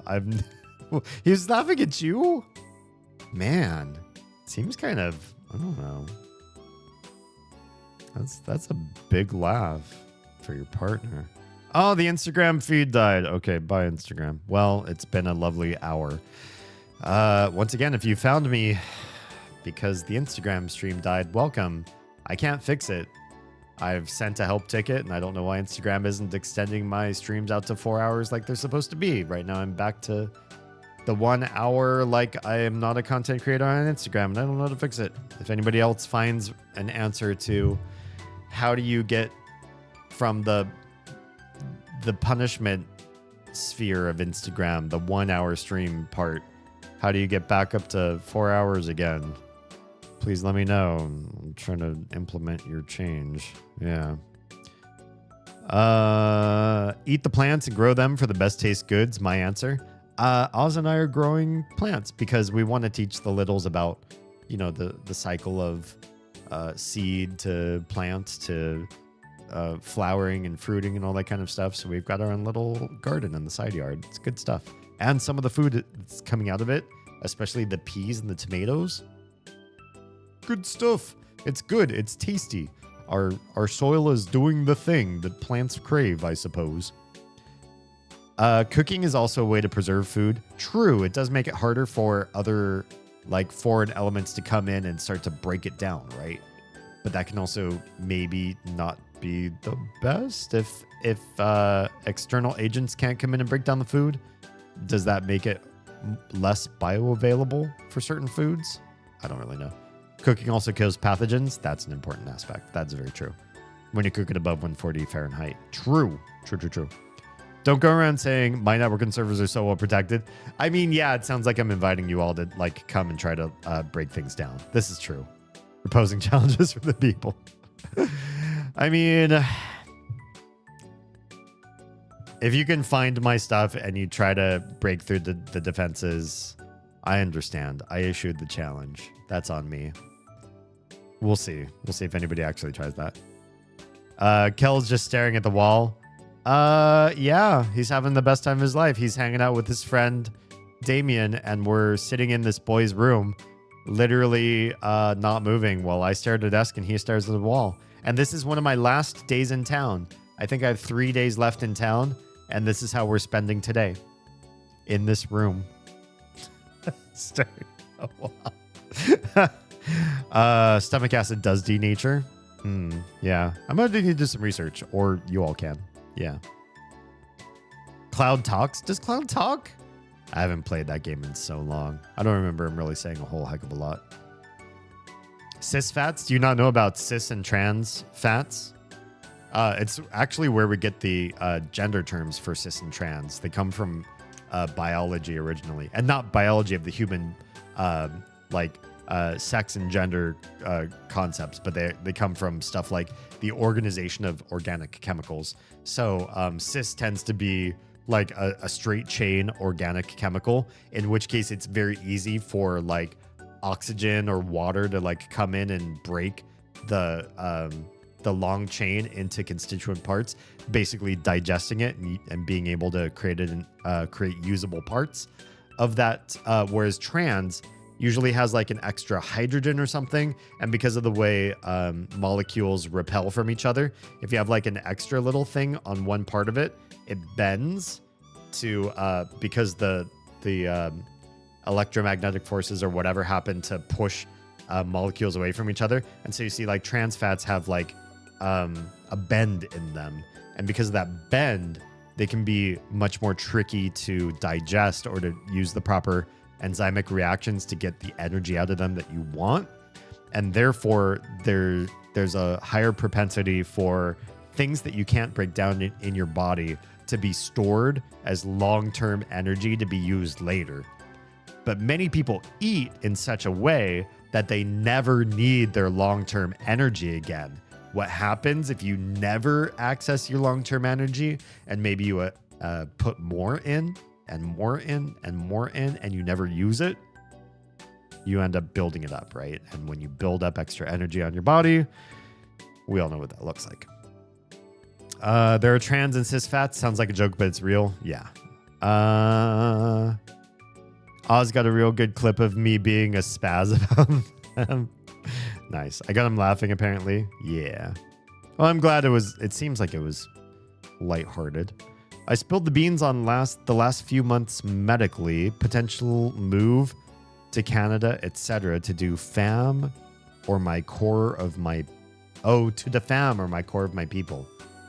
Honestly, and you've talked about this, especially since you got the dual citizenship thing cleared out, I think it's a pretty apropos time for you to consider your options, right? See where your biggest benefit lies. See what's going to give you the most support, the best infrastructure, and the best way forward while the U.S. figures out what it's doing. Really? Seems the vote is Canada. Yeah. Kel's just pissed. Yeah, maybe he's mad at me. I keep doing all these side jobs and earning money while he just hangs out, literally waiting to have time with his best friend who's going to move away. And I keep like prioritizing money. I'm a capitalist shill in this game so far. And this part of the game so far. I knew trans fats, never heard cis. Cis is just, yeah, it's literally just the antonym to trans. Trans being you have a difficult digestive structure, and cis being it's easier to digest or break down. Cis fats aren't common in society fats though. I mean, if you don't manufacture the fat or process the fat in any way, there's a lot of natural cis fats, aren't there? Oh, wait, is that the same cis? You're right. I always thought it was an acronym. Oh, yeah, no, it's not an acronym. Yeah, cis and trans just means like straight or bent, really, I think. It's the understanding. Okay. Let's move these guys out of this room. We've seen enough. But I did want to see these other rooms. I'm just curious. Oh, here's the bathroom. This house is filled with but this one is about something called mathematical sciences. Well, that's right up my alley. I like math and science. A bathtub. Some towels and toiletries. A mirror. The same. A toilet. Wow, they really spared no expense writing the description for the things in this particular room. Most of them. Okay, we've already read that. Oh, we can't interact with laundry baskets. Okay, bye. What's the other? Wait, what's this? Grandfather clock. Right. In this room. Oh, this must be the parents' room, if you know what I mean. This is where little Brent was made, maybe. A computer. I don't know why I said that. It's so weird. 5 minutes early. This bed is a little on the hard side, but overall not bad. You would rate it a 7 out of 10. It's the same thing as Brent's bed. Okay, we're just reusing descriptions now. Got it. Understood. We've done enough research and discovery. I think we are done here. And we've earned all the money that we want to earn in this particular room. Wasn't there, or this building, yeah, wasn't there somebody here? Why is her face kind of red-faced? Do I already need to take another bio break real quick? I think I do.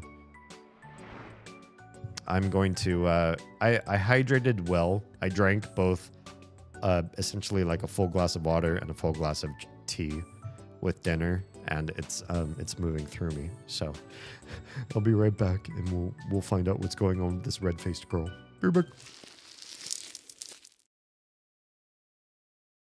I know you're waiting for the book.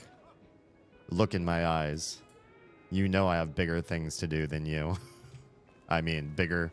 I mean, okay, bye. Bigger fish to fry. Oh, we don't want to fry Alan. Whoa. She just slammed that door open. Where's the cook? Cook. My accessories. Everything a girl needed to claim victory in the battle for love. Oh. Okay. That she just or we had at my high school we had a lot of both IB AP classes, and kids were like pushed into those classes. So like whether they were really good at school or not, their parents made them. And for the kids that weren't that great, you know, sometimes they had to sit with private tutors to sort of like push them into those spots. And there was just like a lot of pressuring.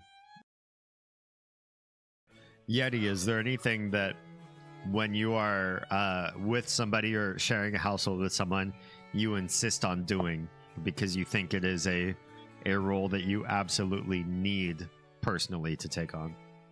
Besides making porn. Uh-oh. I do that. I think I'm falling in love with mom. Not my mom, but character mom. Somebody clip that. Oh my god. Nobody clipped that. Clip. I'm clipping it. Clip it, clip it, clip it. God damn it. Moss is all over it. I can feel it. Together, rub them until you get some friction, and then talk about one topic or another. Where are we exactly in roads? Okay. I really don't like how many blips are on the screen. It does make it really hard to see. No, thank Maybe we you. should I'm afraid toggle I'm actually blips on the job right now. back off. What? Somebody said oh, no. Wait, what's going who's this guy? Who is this guy? Fuck. And let us judge. Double. Oh yeah, hop right into the middle of it. Good job.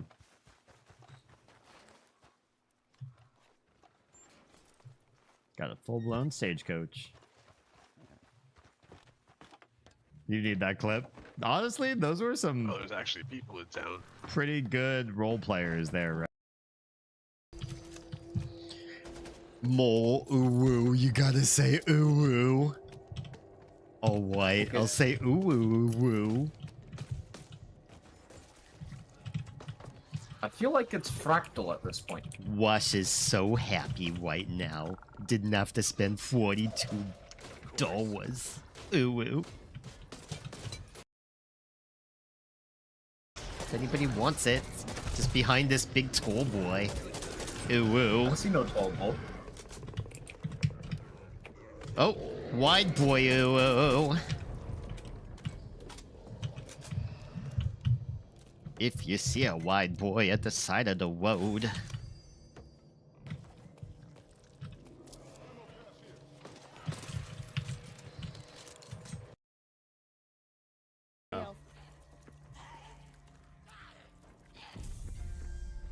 Need a mosquito?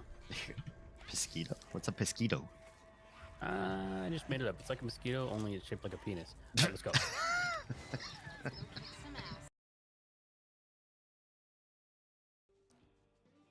Tell us about Blood Moon Menagerie, in your own words. I make shiny things. If you like shiny things and you have holes in your face, or if you don't have holes in your face, if you have a neck, I also make shinies for that. I also make shiny things if you wear glasses on your face, because especially if like you bend over and they fall off your face, or you sneeze and they come flying off your face, or you can't fucking find the things that belong on your face. I make a chain for that. Yeah, I do all the shiny things, and if you can't find a shiny thing that you normally like as far as shiny things, I make them how you like them, or whatever. Fuck you. Go away. Shiny things. For those of you who don't know, you can also find Oz at the website bloodmoonmenagerie.com, which has lovely earrings and other things for sale. The objects that you find on Oz's website are not necessarily indicative of what's currently in her inventory. She does run a boutique as far as jewelry goes.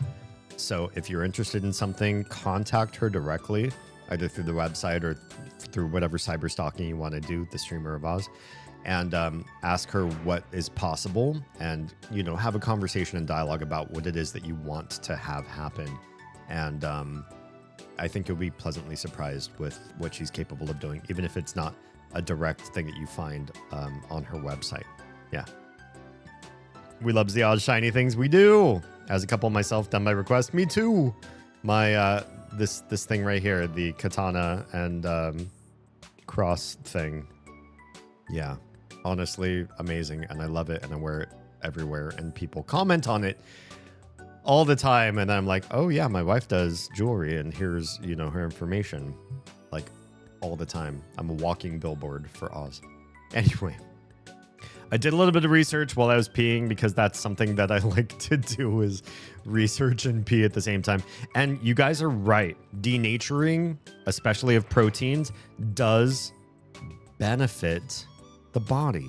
It improves digestion. It allows enzymes and other components in your gut to better start to break down and extract the nutrients needed in the body. Here's where my understanding was maybe misinformed, but is on the right path. So give myself a little bit of credit where I was wrong, but important to note where I was thinking and course correct that. And that is that denatured proteins, especially proteins that are denatured previous to entering the body, i.e. through frying, through ground meat that's not ground immediately upon purchase, but it's been like sitting in a grocery store refrigerator case or whatever. The way that protein is denatured so that the body can digest it better and extract more nutrients also allows oxidation and airborne bacteria to process that protein faster too, which means it's still beneficial if you can, and your local grocer and you're like, hey, I want to buy a pound of ground whatever, to ask for them to grind it right there on the spot, so that there's less chance for spoilage, for ruination of the food that you're trying to consume, for less airborne components to start breaking down that protein and use it for their ends, for their interests, because you want it to be for you and your family that you're, or whoever you're cooking for. You want it more for you and less for, you know, airborne and other bugs to sort of do what they do to it as well. But yeah, denaturing is, you're right, a component that helps people consume and extract and absorb nutrients better. There isn't a problem with that. Thank you for giving me the opportunity or helping me find the impetus to do some research there and level up my knowledge. Red glasses lady. Well, does look like she has red glasses. Let me tell you a story. I was walking back from Fix It after making a purchase with my hard-earned money when I looked down, and lo and behold, my brand new garden shears are missing. Yes, it's true. My new garden shears tore a hole open in my plastic bag. Oh, how silly I felt just then. Do you think you could help me find them? They should be somewhere around here. Oh. Yeah, lady. I see them literally right here. That wasn't so hard. In fact, I think they just spawned because I talked to you, to be perfectly honest. Uh-oh, cutscene. You gave garden shears to red glasses lady. Thank you, boys. I'll be sure to never make such a silly mistake ever again. It's rare to see young boys willing to help a stranger these days. Would you like to come back into my parlor and I'll make you some lemonade? Maybe we can shoot some billiards or romp around in the... Oh, sorry. Excuse... that was not part of the dialogue of this game. I'm sorry. Please feel free to come to my house anytime. Mm-hmm. You will always be welcome. Mm-hmm. Mm-hmm. Oh, there she goes. Are we welcome right now? Because I kind of want to understand why we're welcome. Here's to you, Mrs. Robinson. A shoe rack. Potted bamboo stalks. Very familiar. Yep. A work desk. Someone left their planner open. The words Kim and Vance were written in for last week. Don't know what that means.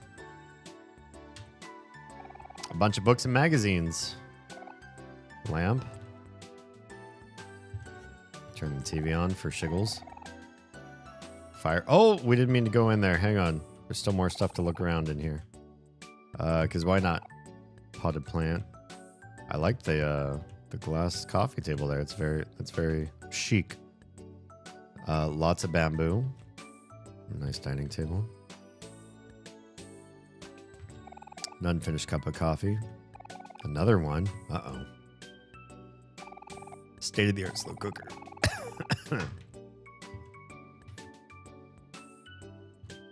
A toaster. Refrigerator. Yes.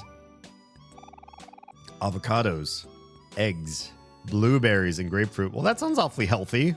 That sounds up my alley. I especially love blueberries. If I could get every nutrient out of a blueberry, if somebody made a super blueberry and said, yo, this blueberry has all your protein, your macros, your micros, your vitamins and minerals. It's the Soylent of blueberries, but it tastes like a blueberry. All you have to do is eat blueberries all day. Would you do it? I would do it in a heartbeat. I really would. Bonsai lady. There's some other people here who have bonsai too. Seems like everyone has those cookers. That too. That too. In-game CRISPR needs to get good. Oh God. Is it that there's too many people with the same like genes? That's why they're picking the same stuff. A table lamp. Bunch of books and magazines. Potted bamboo stalks. That's what I think they are. All right, let's go in here. Yoga? Just a yoga room? Because I see bonsai and a mat in the middle and a TV. Seems like this would be a place for you to do yoga. A yoga mat. Yoga is good for you as it strengthens the connection between your body and spirit. At least, that's what Mom told you once. Okay. Can we do some yoga? Literally no. I want that connection. I want that Dr. K connection. Does anybody watch Dr. K stuff? So I don't have a whole lot of respect for Dr. K because I think he's also one of those arrogant narcissist sort of content creators, to be perfectly honest. I do feel like he listens pretty well, but he's also like got an agenda. Like he's listening and he's waiting to frame. What he's listening for is the right words that you say so that he can frame what he's about to teach you. Can I teach you something? Can I teach you something about, spiritualism as the way I see it, and have you understand something that might be beneficial to you? And I don't discount that he does seem to be beneficial to some people, but I do feel like also he prioritizes in his life being a beneficial person to people as some sort of like personal clout idea, which it's hard for me to explain how this feels in my brain, especially in a way that you all can digest.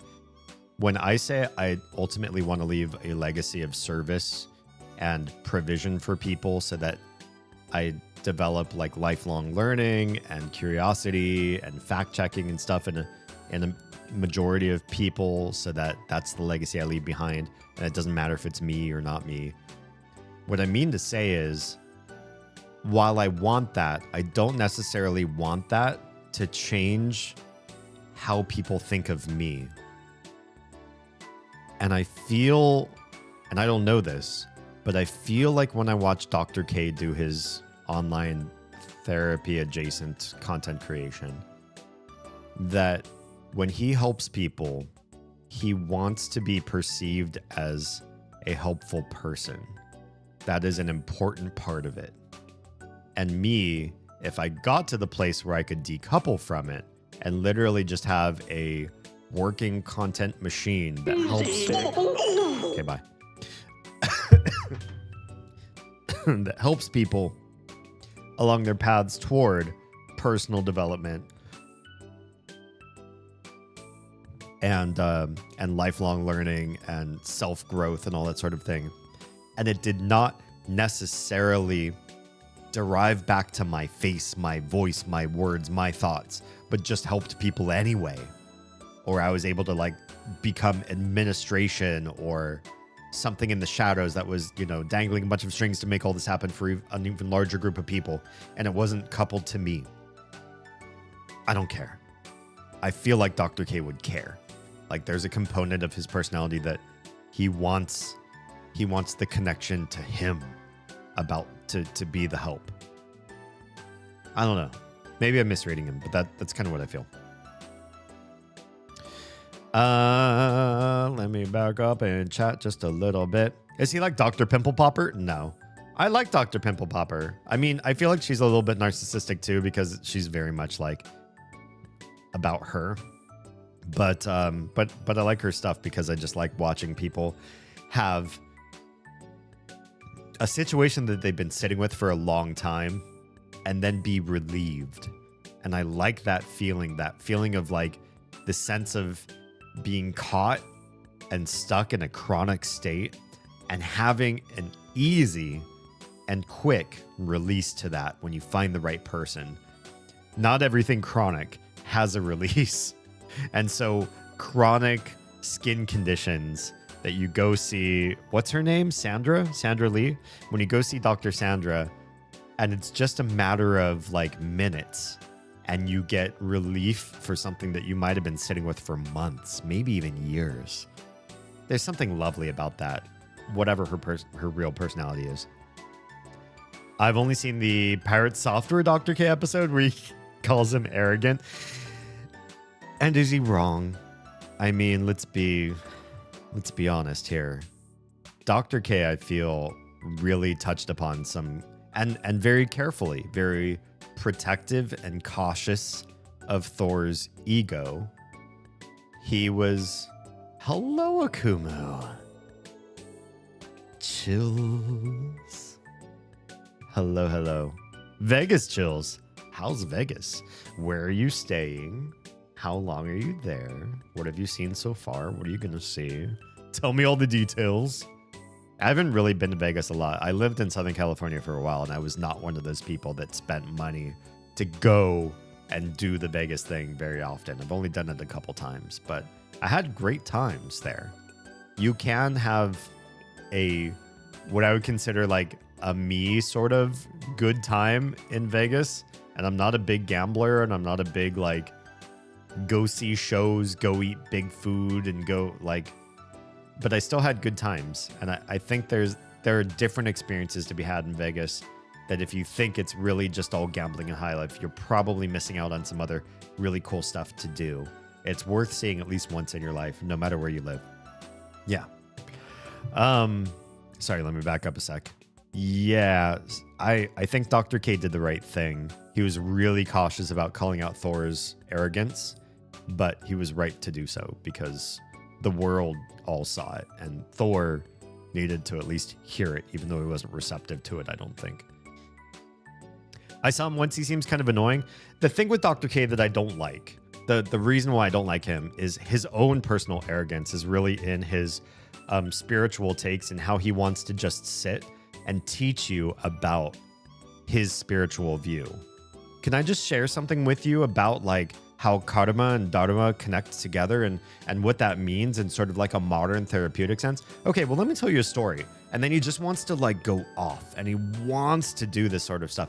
And me, I'm obviously a lore dump sort of person too. And also like even my most like basic stories, like I can tell you about a story of walking up a hill with a girl that I used to walk to school with regularly. And like on one specific day, it was like a really different story. If I haven't told that story, I think I might have told that story in the lore stream. But like literally just a walk to school one day when I was walking to school, and how epic. And I can make that into a long and bardic story. So like Dr. K, I do like to tell bardic stories, but I feel like a lot of his stories are very much like, let me speak to you from something that's like really different and removed from anything that you know, because I want to like fill your brain with this other cross section or vector, and it's exotic and it's interesting, it's deep, and it's going to be revelatory to you, and it's going to really benefit you, and I'm going to be like a helpful component to your future progress and procedures. I want to be part of that infrastructure. Me personally, I'd like to give people tools and then just disconnect. Like I don't mind connecting. I'm not saying disconnect because I'm afraid of commitment, but I also don't need to stay connected. I don't need you to have like to feel like I'm the vector into a different foreign and exotic world for you, and you need to come back to me or use me as the resource to connect to that kind of stuff. I'd really rather empower you and have you get there than feel like I'm some big, I don't know. There's something in that feels too self-centered, to I'm going to connect me to your salvation sort of thing about Dr. K that I don't appreciate. Overly positive almost. I don't mind that part of him. He does have a highly positive component to him. I saw there's a guy that does talks on YouTube or like how-tos about like charisma and interpersonal engagement, and also like how to get in and out of fights or disputes. I think it's called like Charisma on Command or something like that. Maybe if I pull up his stream, it's gonna like absolutely what's the word I'm looking for? Copyright dispute me on YouTube. I don't know. Look up Charisma on Command and Dr. K, and I think you're gonna find a really interesting analysis on who Dr. K is through the lens of somebody else that does like self-help for people that struggle with interpersonal connection. And I think you'd see Dr. K's positivity in a different light. Yeah. Hi, Ali. How we doing tonight? Welcome on in. I'm literally just standing still in the room while we catch up with chat, because that's how the stream often do.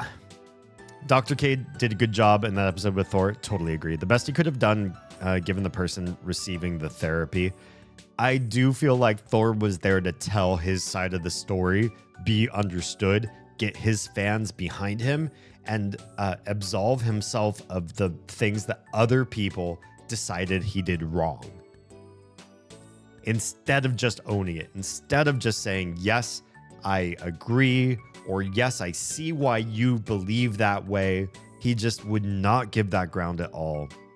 And it was still good that he met with somebody like Dr. K, I think. I heard Area 15 very cool. Recommend you check it out. I have no idea what that is. Hot as hell at Excalibur. Oh, Excalibur is a fun place to be. Should be home Wednesday night. A lot of shows. And oh, are you there for a wedding? That's cool. What shows have you seen, or what shows are you going to go see? Are you doing a Cirque du Soleil while you're there?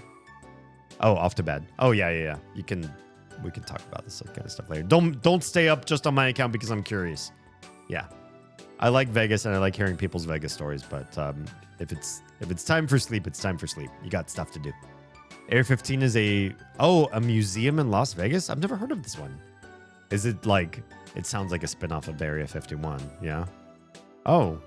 Well, oh, that's her. Shall we talk? She has a lot of bonsai and other plants up here.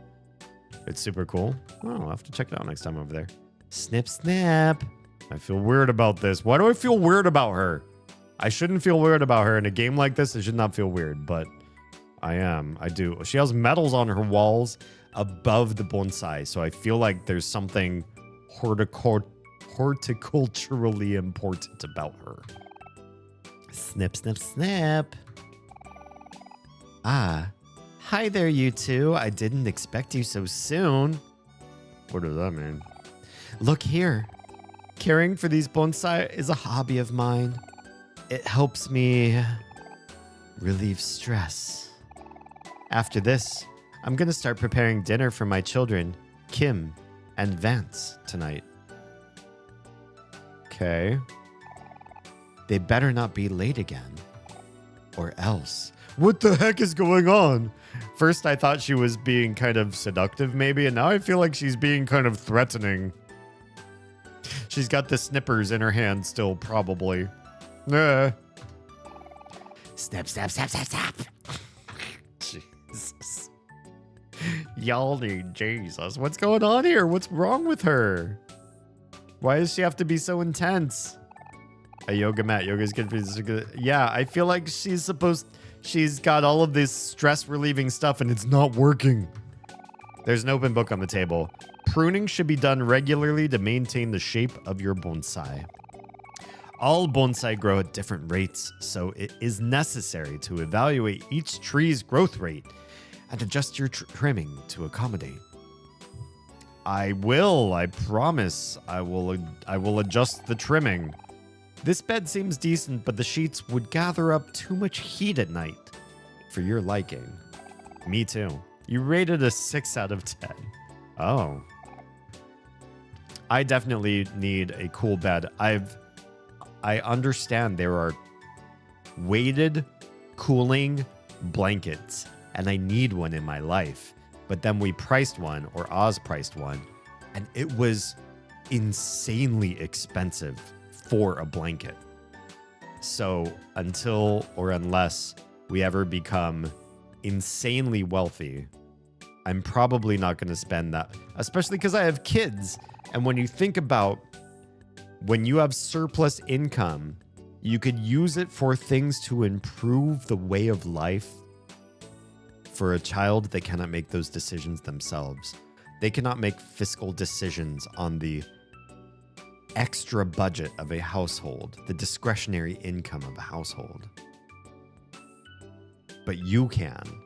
And then you go, I want a weighted blanket that's like several $100s. I want extra ink on my body. I want extra fun stuff for me. Unless it like makes me a better parent, it makes me squeamish to spend money like that. Although maybe a cool blanket would improve my sleep, which would make me a better parent during the day because I'd be well rested and cheery and more cordial and forgiving and hard to say. Hard to say. I like the ratings Sunny D does for the beds. It's interesting, right? I'm sure all of us have stuff that we rate. Me personally, I don't have a big rating system for a lot of stuff. I do. I critique every movie that I watch, even if it's just kind of cheesy or like a popcorn muncher or a summer blockbuster. I still like to like give my critique, my honest opinion about what went well, what didn't, and really like dive in. It doesn't matter if it wasn't meant to be dove into, I'll still do it. But the one thing that I feel like I have a really strong opinion of is anytime we go to a Mexican restaurant that serves enchiladas, I will order the enchiladas and I will not order anything else my first time there. If they're enchiladas, I will order them and I will assess the quality of the restaurant based on the quality of their enchiladas, which will be the first thing I will ever eat at any given Mexican restaurant. And I feel like that's a really good litmus test. If they get enchiladas right, if they really do them in a very tasty and authentic and fresh and just well cooked and well textured way, and all the proportions are right and the sauce is done really well, then boom, everything about that place is probably good. And if they get it wrong, or it feels like they're taking shortcuts, or it's just like lacking, then there's a probably a high chance that everything else that they offer at that restaurant is subpar. That's my theory. I think there are two that get 10s. Ooh, well, I want to meet the people who have 10 beds. I mean, bed rated 10. I was just saying tonight that I really don't like enchiladas. What's your take? Like, what is it about enchiladas that's not, you don't really appreciate? I've heard the same with tamago sushi in Japan. I could see that. Tamago, I mean, it's like you have to get the consistency. So it's like a texture thing, especially because you're going to be serving textural eaters, whether you like it or not. Textural eaters will come into a sushi bar and they will have their way or their own mentality about everything that you've made. And some things are very difficult to nail the texture of. I think octopus is one of those, taco in Japanese. And I also think that egg is really hard to nail texturally. But also like tamago sushi has like a bit of a, there's a flavor component that's not there in like Western eggs. I think there's like a mild sweetness that I feel is like critical to get right. If you get too sweet or like no sweet at all, it could be off-putting to me. So I could definitely see that for sure. The corn tortilla in the sauce with the cheese. I don't know. Those things sound great to me. Doesn't do it. Japanese put sugar in their egg. Yeah, I think that's the sweetness component I'm talking about. If it's not like a little bit sweet, then there's something wrong. Some towels and toiletries, a mirror, some towels and toiletries, bathtub. Wait, what is this? An ornate houseplant. It adds a nice touch of color to the room. Oh, I see. It's like the other ones, but it's like in a cabinet, I guess. A toilet. Really not a whole lot of much to say about that one. And then this room, is this the kids' room? They share a room together? It's fine. Oh, what did I step on? Little squeaky toy there. Okay. And the kids drink coffee, apparently, because I see a coffee cup. Bunch of books, comics, and magazines. This bed is a little on the soft side, but overall, not bad. You would rate it 7 out of 10. How about this one? Same. Let's turn the TV on. Oh, what do we have here? Aww, it's the kiddos. They're such good siblings in this one picture. I think the term is idiyo in Mandarin for frenemy. And our kids are very much frenemies. There are days when they play together and interact together, and they are great. And they are better friends to each other than they are to anybody else, to any stranger that they meet. And then there are other days where they are each other's worst enemy because they know each other's weaknesses. And it is not a good time. They do not interact well. They're very uncharitable toward each other. That's just young kids. Yeah. I'm hoping that if we continue to guide them And we do remind them pretty regularly, like, hey, you don't know, neither one of them remembers life without the other one. Those memories are just, you know, there's basically only 15 months of the little living as an only child. And then the rest of her memorable life, she had a sibling. So it's like they've known each other their entire lives, and they probably will. And that will most likely, odds are, be the longest relationship they have of any other human being on the face of this planet. Their parents, me and Oz, we will pass away at some point, and they will continue to live. If all odds and good things happen that way, I much would rather that they survive me versus me survive them.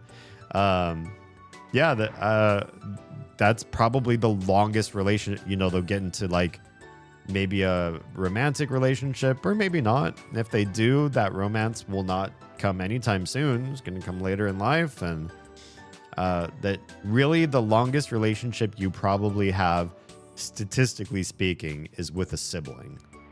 And that means something. So you better make it work. Or if you don't, oh, fine. But thick eyebrows. Hello there. Well, hi. What can I do for you? You gave thick eyebrows the blue flyer. This is the other place where we're going to do tutoring, is what's going on. Ah, you must be Joy's new language tutors. Oh, this gave me chills. Language is my strong suit. I probably won't need to use Google Translate or anything for this, but we're going to find out. An interview is too much trouble. You should know second grade language, right? Oh, if it's just like English, like language arts, then hell yeah, I'm on. I'm here for this. You're going to see how strong I was at both math and language playing this game.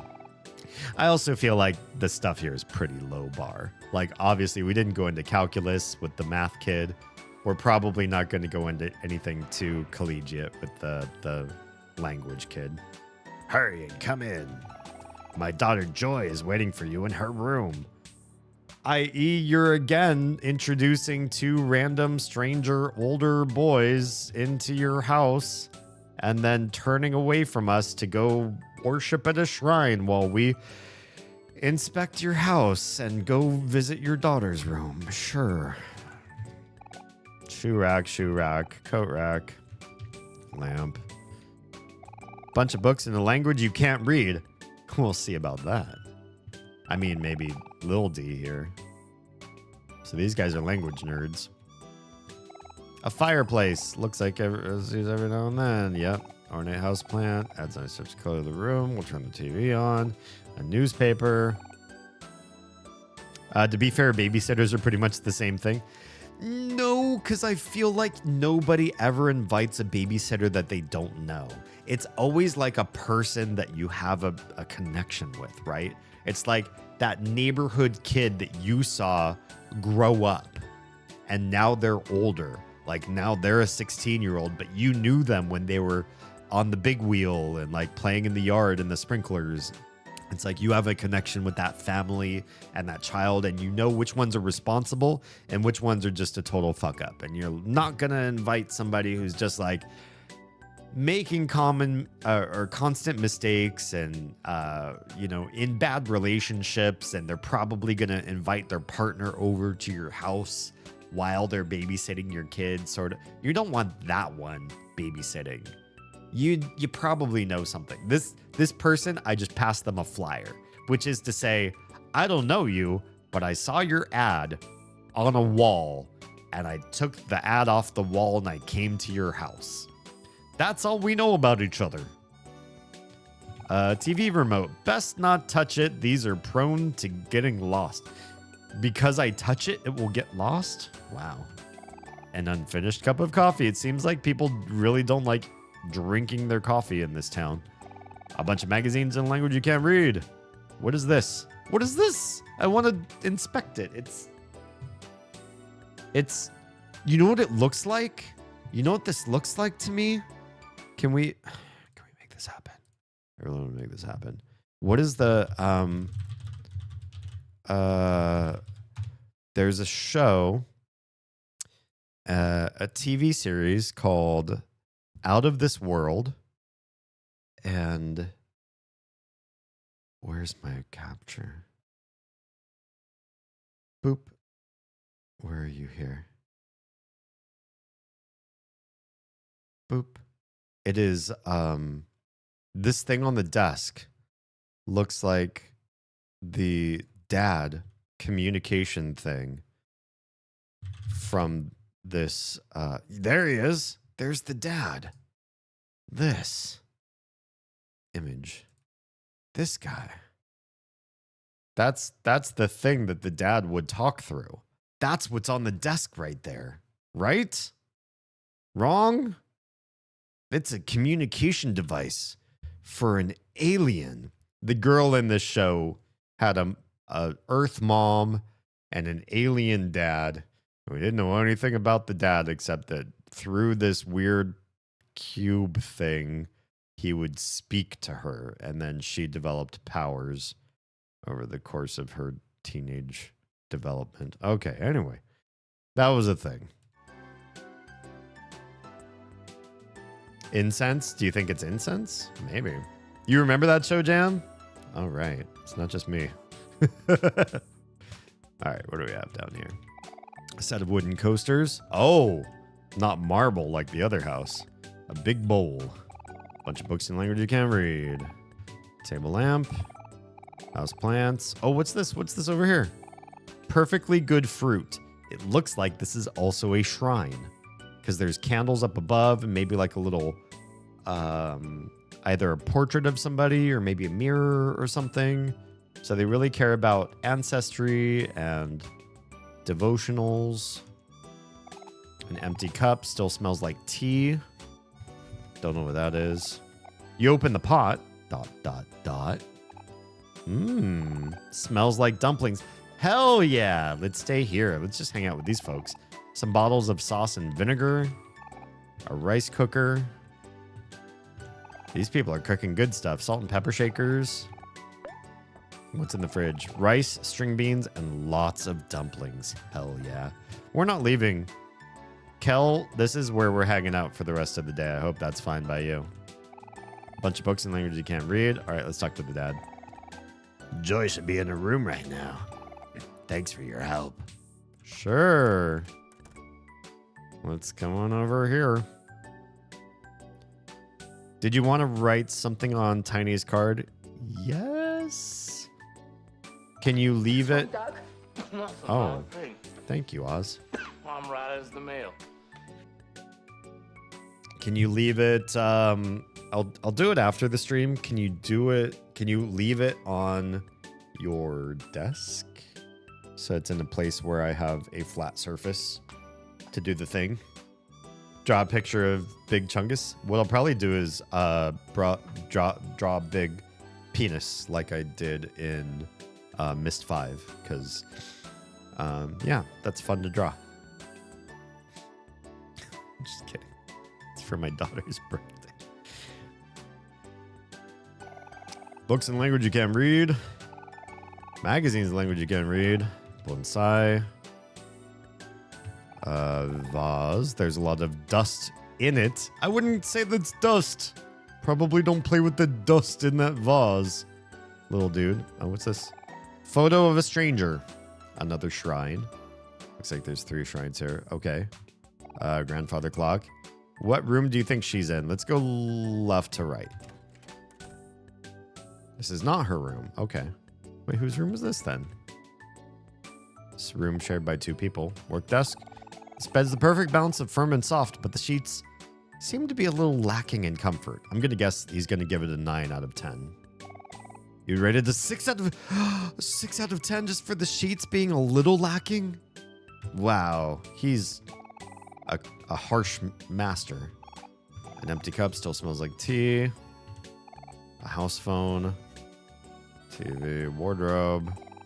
Quite large, and the sheets feel adequate, but it all smells a little musty. You rated a 5 out of 10. I don't blame you for that. If a bed smells weird to me, I have trouble sleeping. I really do. Leave it on the desk, yes, please. And then I'll sign it and I will hide it somewhere. I think. Would she be? This feels like a bathroom. Yeah. Bunch of magazines in language you can't read. Probably polyester sheets too. They trap odor. Why would anybody use that then?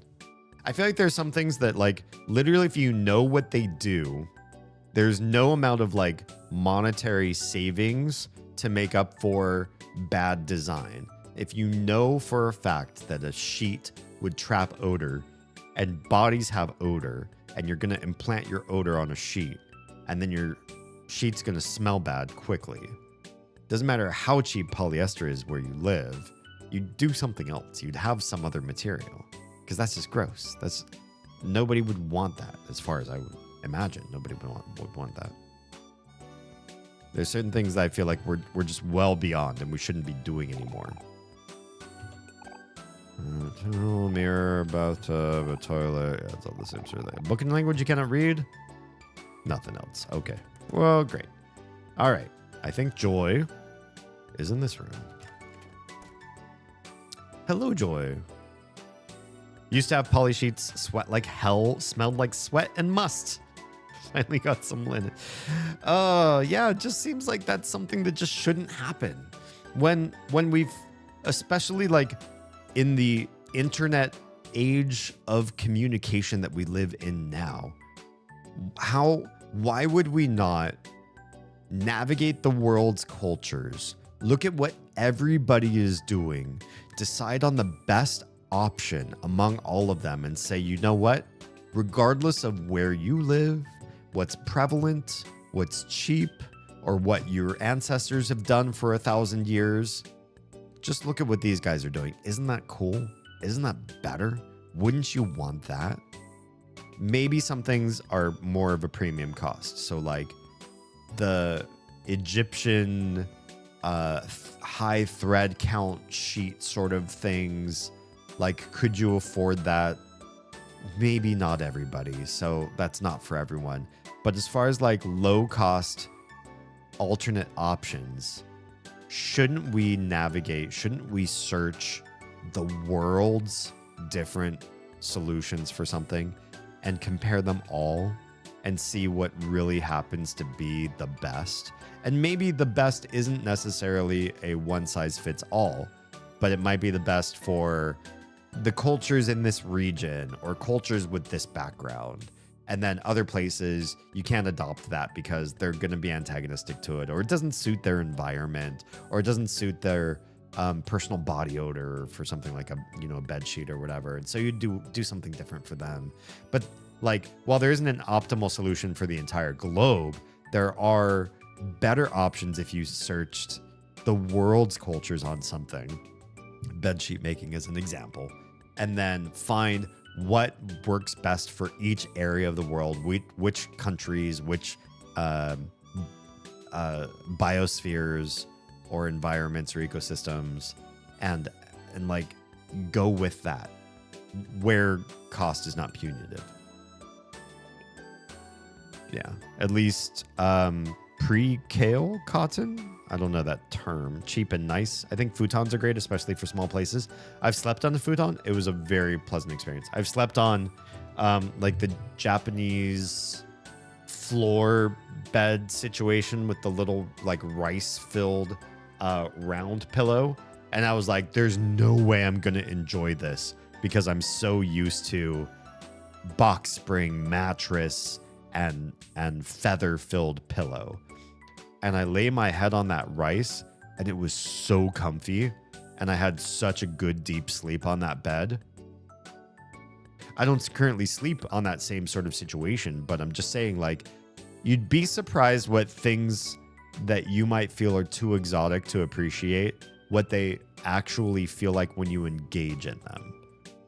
Yeah. Tatami is great too. It's one of those things where if you haven't experienced it before, it's actually quite pleasant. There's the scent and the texture and everything, and it's a real experience for a room. It ties things in a way that it's hard to explain. probably cold too. The rice pillow was cold, and I loved that. My head, when I was a kid especially, my head was just like this little... you could have put my head alone in one of those Matrix red goo batteries to like feed the... I don't know, the energy system of that movie series, because my head generated so many BTUs of heat. What I used to do with my pillow when I was little is I would put my head on 1/6 of the pillow, like the bottom left corner or whatever, or on your screen, bottom right corner. And I'd put my head there and I'd lie down and try to fall asleep. And if I was still awake, the heat would radiate off my cheek and my face so hot, and it would bounce back off my pillow so quickly. I wasn't like sleeping on vinyl or anything. It's just a normal pillow.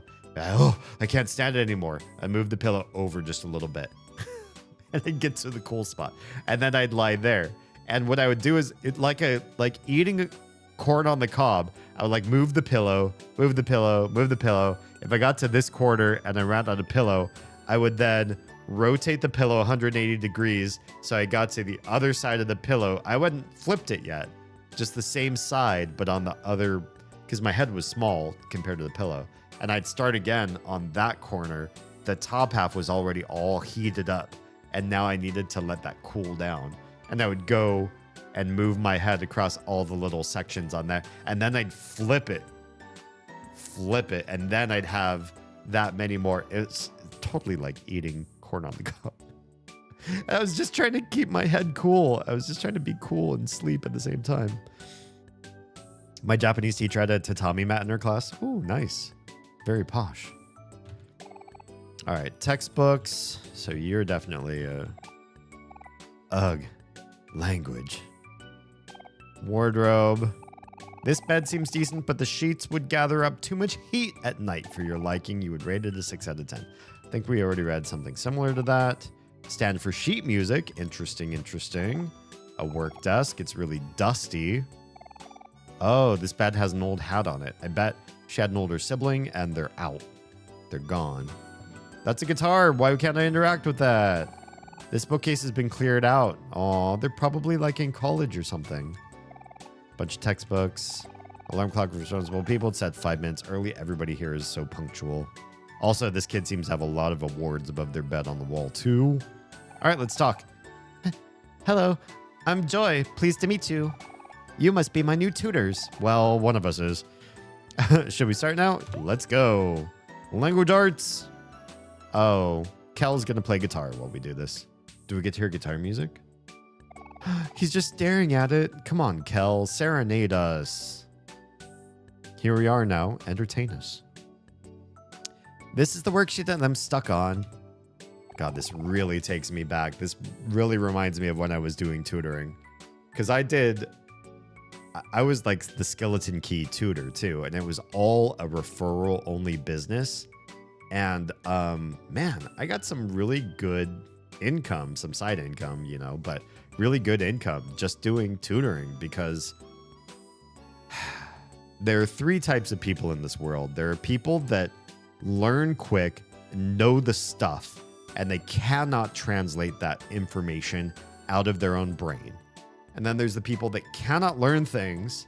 They're being taught by teachers that don't know how to teach, and listening to classmates and TAs and other people that also aren't unlocking that person. And so they get stuck and they feel like they're stupid and they can't learn anything new. And then there's the people that can take the knowledge, can learn new things, and then bring that over into the minds of those that got stuck. And talk with them about, well, what is it that your teacher tried? What is it that the TA was doing? What don't you get? How are they addressing the problem? And then you work with them and you learn about them. You use empathy and you connect with the tutor, with the pupil, so that you can find a way, find the methodology that works for their mind. It's one of my favorite things to do. Okay, let's try it with this girl. I haven't done that in a long time. I mean, that's not entirely true. I'm teaching my kids, so There's some tutelage happening. My pencil is blank the table. So you could say in, but that would imply that the table has some sort of internal storage. You'd need to know something about the table that made it unique. At the table is just wrong English, period. So on is probably the most correct of these, and I feel like we're really just studying very basic English here, which is fine. It's fine. It's fine. I thought this could be a little more interesting, especially since all the books in this room were of a different language. But maybe what we're implying here is that this family is English as a second language family, and we're helping this girl learn English so that she can catch up with her schoolwork, sort of thing. I don't usually have a problem learning, but it does depend on the instructor. Yeah. Wait, what's D under mean? Oh, under the table. I mean, that would work. That would work. They probably can't add that because, unfortunately, that would be also a valid answer. Yeah, and I agree too. I've had classes where I've struggled to learn, or I had to take matters into my own hands and learn through novel methods. And I've shared this on stream before, but I had a math class at university. It was discrete mathematics. And the professor, I'm 95% sure, did not know what he was teaching. How he got that gig, how he was still in that class. He honestly could have been a janitor that just picked up the books and came into the class and tried to like fake that he was a teacher, for all I know. He was like that pathetic. And we ended up doing a lot of like self-study and a lot of work with the TA. And all of us were really frank with the TA. We were straight up and said like, yo, you know what you're telling us really well, and you've helped us every time we've gotten stuck. And the teacher, the professor, seemed like he doesn't know anything. So, can we tell the dean about you and how good you are and how you need to maybe replace this professor sooner than later if you want to be a professor? It's just that he was so bad. And we stopped going to his class. We went to the TA's, what do you call it? The not study hall. What's when a TA teaches a class?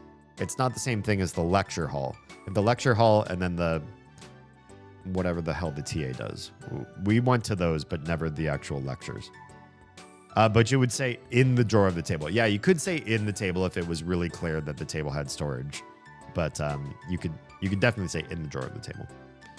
Matcha Pilates in Bali before a Labubu raid. What are you just using a random word generator to type text right now? Or are you doing text to speech and it's doing crazy shit? Matcha Pilates sounds interesting though, right? Green tea fueled Pilates classes. Turns you to paste. Wait, what? What on earth are we talking about? Study group? I don't know that it wasn't study group because that sounds like something that's like optional. My class, my math classes had 2 sections, and my computer science classes had 3 sections. The math classes had lecture and then whatever the hell you do when you meet the TA. And then computer science, I had lecture, the TA-led section, again, whatever the hell that's called, and then lab. And so you also had like lab time. So like a class could meet 4 times a week, and 2 of them would be lectures, 2 of them would be lectures but with a TA. It's not lecture, it's like a discourse of sorts, because you can talk back and forth and ask a lot of questions, whereas a lecture you don't really, the students aren't doing a lot of talking. And some of the computer science classes I took, it was like you'd meet like 6 times a week, but they're not all in the lecture halls. Like 2 lectures, 2 TA meetings, and 2 lab. It's a lot. It's a lot. You're on campus a lot. Section Labubu Nation. What are you guys saying? It's called section? I don't think what I went to was called section. I don't know what it was. Oh, it's a meme. Gotcha. Aren't labubus those things that people like dissect on short videos and like do cruel things to, make them like melt and do creepy things? Yeah, those toys, the toys that they like fuck with. I've seen some of the stuff where people just like it's kind of, didn't they used to do that with Furbies? First, people would like abuse and do awful like torture porn to Furbies, and then now they're doing it to Labubus. What a TA teaches a regular schedule. It wasn't called section at my university, but gotcha. Might have been called that at yours. Okay, my pencil is on the table. Boop. Oh, okay. I see now. She doesn't sing like the other kid did. It was section at yours? Gotcha. Yeah, I honestly can't remember what ours was called. It wasn't lab. Study. It feels like it should have the word study in it. Study. But it wasn't like study hall. That sounds like a punishment. I forget what it's called. It's an absurd sentence a girl posted on Twitter that became a meme because it sounds like something Jabba the Hutt might say. Yeah, definitely. 100%. It just sounds like word salad. Like that, have you ever been so far as to not, whatever that whole like 4chan shit is? Stuart knows the whole thing by memory. He's able to like spit all those words out in one like big section. You know, the old 4chan meme. Seems like that. Just another one of those. Okay. How about this one? In the phrase, silently read your book, what type of word is silently? So this one's pretty easy, unless you don't speak English, and then it can be difficult, depending on what language you come from. It might still be easy. Has anyone really been as far as ever decided to look more like Az? Yeah, that's the one. Yeah. You know this. You know this by heart. And I know as soon as I said your name, you came back to chat just to type that. Not the exact quote, I do, but it has the same feel. Yeah. Well, for all I knew, you were quoting it by, verbatim. So I already moved the cursor to the answer, but we'll just talk about this real quick. Read your book. That's going to be a special type of sentence. Most sentences that people study in foreign languages, English included, are going to be declarative sentences. A declarative sentence is you're declaring a statement of fact. That is something like, I am cold. This book is red. That's just a statement of fact. You can also ask questions, which is probably the number 2 most important sentence that you learn in a foreign language, and those are called interrogative. So the declarative, you declare something. Interrogative, you're interrogating. That's a kind of a deep word in English, but you're questioning somebody. Do you have money? Or what did you do? Those questions like that, right? You never left chat. I love you. Thanks for being here. Just been silently listening. I presume you meant to type. I do that sometimes to throw people off my normal behavior. Oh, just like randomly quote that one quote and see what people do. This sentence is called imperative. Imperative means a command. You are commanding somebody to do something. And in English, command sentences have a subject, but you can drop it, which is really weird in English because many English sentences, you are not allowed to drop the subject, except in like slang or vulgarity sort of terminology. Oh, you silently listen to throw people off? Gotcha. I find when I stop talking, it makes some people think I'm planning something. Okay. I wasn't sure I was there with you, but now I wonder what you're planning. Section or recitation or supplemental. The terms for the type of, none of those apply to where I went to school. I'll have to look it up. Even if I looked it up right now, I don't even know if they'd use the same term for what it was that I did. Because, I've been out of school for a bit. That's from a university professor from Texas. What time are you streaming till? Maybe 3. 3 is the time I would usually cut out. I started way late, but I also really don't want to punish myself for tomorrow because it's already going to be another highly uncomfortable work week at the day job for many reasons we've already talked about. So I don't necessarily want to go in sleep deprived.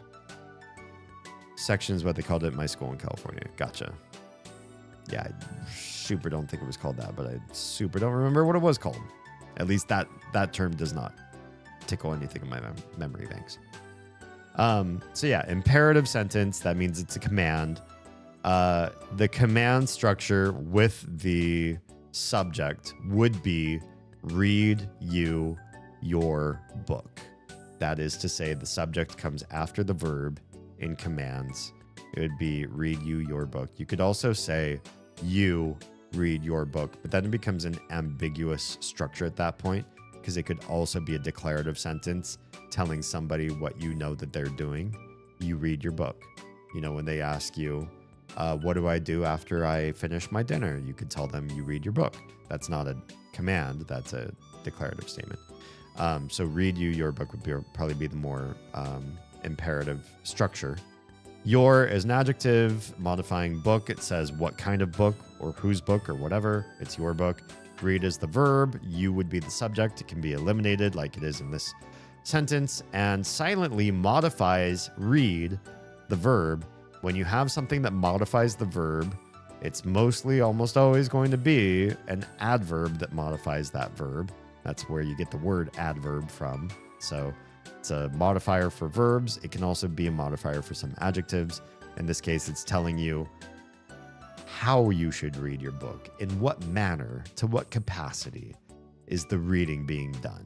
How? Silently, please. So, adverb's the answer. I should see if I can do a 3D print of your logo as the next thing I send you. That would, I mean, like this with the raven wings and everything with the DH. I mean, that'd be pretty badass. I was trying to think if there's anything that I would want more than that, but that would be pretty amazing. Sorry, I didn't hear your answer about stream time in 30 minutes. Yeah, I'd say I'd probably stream for about the next 30 minutes or so. That is so stupid. Wait, what is so stupid? Oh, okay. I see now. This one's the hardest one. I doubt it. I doubt it. Because I am the one person that you know in your life that is both great at math and great at language. Great at English, great at reading, great at writing, great at composition and structure and thesis and essay layout and different, you know, not just the American standard, but the British standard and Chinese standard. I know different types of essay writing, new comparative and expository, and I know multiple other languages and their grammars as well. And somehow I'm also good at math. How does that all happen? So is the adverb, or wait, stupid is an adjective? Huh? Yes, stupid is an adjective. In the sentence, that is so stupid. Stupid is an adjective describing that.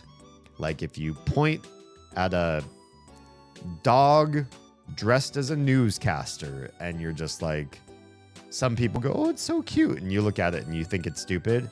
You could point at the dog in the newscaster outfit and say that, implying the dog in the newscaster outfit, that is so stupid. What is it?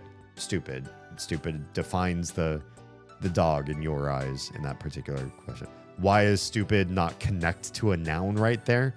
Because you used a linking verb, namely is. Although is does a lot of heavy lifting. Is can be many different verbs, not just a linking verb that links description or adjectives to a noun, but it can also link. So in that case, stupid would be an adjective. Yeah, in that case, is the verb, but it's not an action word, right? Many people learn verbs are actions.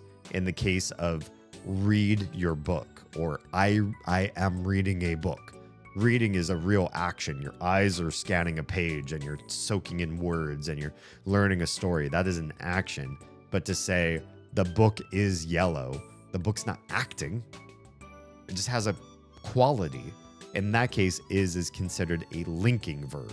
So no, verbs are not always action words. In that case, the verb connects an adjective to the noun that modifies it. I was great at English and math, bad at social studies and science. Oh, interesting. I was really good at science. I was in honors chemistry, 0 period and everything too, and like really advanced on the science side of things. And then I pulled back a little bit. In late high school, I got lazy and lax and wasn't as much interested in pursuing science. But then again, in college, I got more interested again, and I took calculus-based physics. And that's where you start to learn like all of the formulae you have to memorize in like high school sciences. And you're like, well, this is the formula for rotational torque. Okay. And then they give that to you in like a high school level. They would just give you the formula, or you'd have to memorize it or whatever. And then they give you numbers and you plug in the numbers and you solve for the unknown. It's pretty boring stuff, to be honest. If you have 4 unknowns, they give you 3, you solve for the 4th. That's really just like a minor logic puzzle, not really like science. In calculus-based physics at college level, you derive those formulae. You don't start by memorizing the formulae. You learn how they were made, which is pretty badass. You learn how calculus is used to create the formulae that we use to explain natural rotational and movement and force and physics phenomena, which I think was really cool to learn. But social science or social studies, I agree with you. I was really bad at, because just memorizing raw facts and spitting them back out in some sort of meaningful way, or trying to like come to a conclusion that would turn into like a research paper or whatever. God, it was so dry and boring, and I couldn't figure out the reason why I should care. Not when I was young, and not when I was in university. I never found a good reason to care for history. Now I care about history more, but it also doesn't matter. Like, to me right now, if I learn anything historical, it's just a fetish. I will never use it for anything, and I don't understand why people learn it. And Lady Nico came in here on one stream and tried to explain it to me, and I was like, I still don't get it. Because what she was trying to explain is sort of like a civil responsibility sort of thing, a civil duties right to, like, you should know certain parts of government and history and background so that you can vote and participate in civil systems in a meaningfully informed way, so that you're making proper choices for the future of policy in your municipality. And that I agree with, but I don't think the classes I took focused on empowering me in that way. I learned like bullshit like the Magna Carta that don't really apply now, or just the Mongol invasion of Asia, Eurasia. And it's just, those things should have been taught to people that were going into history or archaeology or something in the vein of, you're in college, you're now picking like what you want to focus your career on. And now they should feed you all that stuff because it's relevant to you making money. Whereas most people get pumped full of knowledge of a whole bunch of shit that there's no relevance. There's no relevance at all in modern society for you learning that stuff. Unless you want to just be good at bar trivia. It doesn't serve. It doesn't make you better at voting or being better at policy. Not the stuff that they teach you. So I agree with Lady Nika. We should learn stuff that makes us better informed citizens, especially in the case of voting. But then social science needs to change because it doesn't do that. Yeah. You're also great at explaining them to people. Explaining what to people? I think we're going into an ad break here in just a second. See you if you're leaving right now to go behind the ad wall. I feel like Teresa is missing out in this since she's sleeping. Oh, bummer. Poor Kel's going to have to wait until next week for the hangout. Yeah, look at him. He's just staring at the guitar. This poor sad guy. All he wanted to do is hang out with his friend who is like leaving town in a few days. And instead he's in a random stranger young girl's room that he doesn't even know, staring at the guitar of her like departed sibling, who's probably off in college or whatever, while I make money on the side instead of paying attention to being with my friend. How autistic is that? Oh, sorry, that's rude. Just like, how pathetic is that? I'm comfortable in my knowledge of most things, but one thing I would love to be able to memorize better is chemistry, because there's some crazy shit you can do with the right knowledge. Maybe. I don't know that it's something you would ever need to memorize, right? Like, even a chemist in modern times isn't memorizing things so much as like following policies, procedures, documentation, making sure that everything that was tried or the metrics of something were properly documented. And so if future adjustments or alterations need to be made on a formula or the reporting structure or something, like you've got a paper trail and audit, and you can make small changes or whatever. You're able to report your findings in meaningful ways that can be used or passed to other people or used interdepartmentally. And you also might need to, unfortunately, as a scientist, learn how to do things like request grants and do like the funding and political side of things as well. Participate in work that would actually garner notice and publication history so that you have more clout. But it's very little about like memorizing stuff so you can do cool things with random chemicals. That's not a chemist. That's just like I mean, if you just want to be a goblin, you could just be a goblin. You're great at explaining math and language to people. Well, thank you.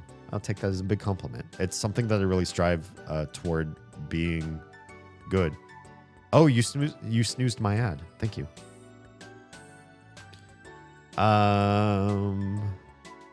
Oh yeah, there's my YouTube channel as well.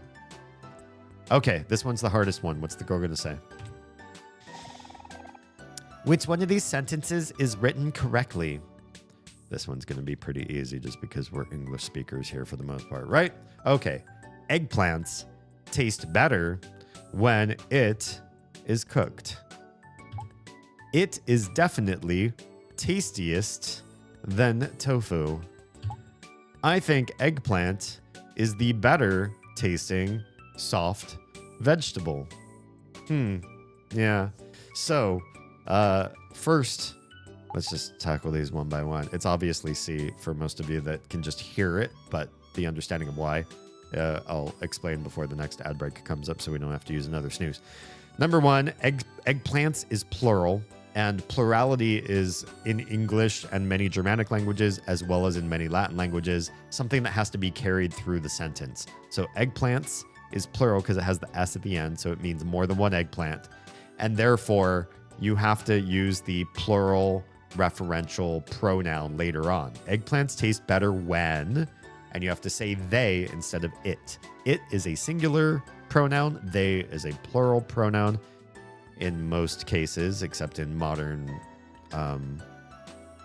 multi-gender sort of speech for people. But eggplants taste better when they, and you can't say they is, it's they are. So you also decline the, or conjugate the verb in a different way, the verb to be. So eggplants taste better when they are cooked would be proper. Otherwise, this one's wrong, and it is wrong. It is definitely tastiest. That right there, you put a period right after tastiest, you got it. But tastiest is a superlative adjective. It's not just tasty, which means has good flavor. It's not tastier, which means one thing versus or compared to another thing has better flavor. It is tastiest. The EST means it is the greatest in the entire category. So eggplant, in this case, is probably what it is referring to. You would want to talk about it in reference to all fruits and vegetables, or all vegetables, or all foods, or at least the greatest of three or more for having an EST. You'd want it to be greater in a group of three or more.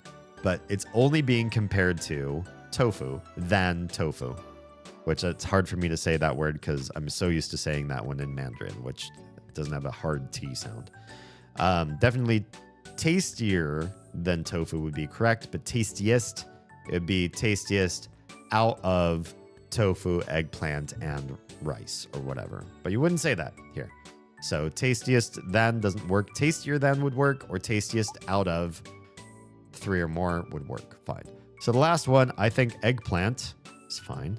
Is the better tasting, that's fine too, soft vegetable. Better tasting would mean the same thing as tastier. That is, it's comparative to one other item, the better tasting soft vegetable. This probably implies the eggplant is being compared to one other soft vegetable. We don't know what that is, but frankly, for the sentence structure, we don't need to. That's also what makes the sentence a little more complicated because you don't hear the other vegetable here, so it doesn't sound like it's a direct comparative. I think eggplant is better tasting than green beans would be I guess can be kind of soft. Anyway, it's this one. You don't have to have the answer to the other one. And we'll see some of you on the other side of an ad break. I think this ad break will start. Okay, I see now. Thanks. I think I understand a little better. I sure hope you do, because I explained it to the audience. Hee hee. Okay, bye. Grammar whiz, complete the grammar worksheet correctly, because of course I did. Of course, that one was way easier than the math one, to be perfectly honest. All this talk of eggplants is reminding me of a YouTuber I enjoy who often explains that no one likes eggplants. But the eggplant wizard from Kid Icarus. You would never make a vegetable-based villain unless people didn't have a special place in their heart for that particular vegetable. I love eggplant. Mostly as a joke since he often uses them as a target in his video. So, I mean, if you really knew the eggplant wizard and Kid Icarus, you might hate eggplants just based on if that was your first interaction with eggplants was the wizard, because he's kind of a bitch. See some of you on this other side of ads. What I want to figure out, and I fear that I might have to wait until the girls start school. That's not terribly far away. It's less than a month away. So I suppose it's not a fear. But what I might like to do is start on some cooking streams. I'm just trying to figure out what the logistics of that look like.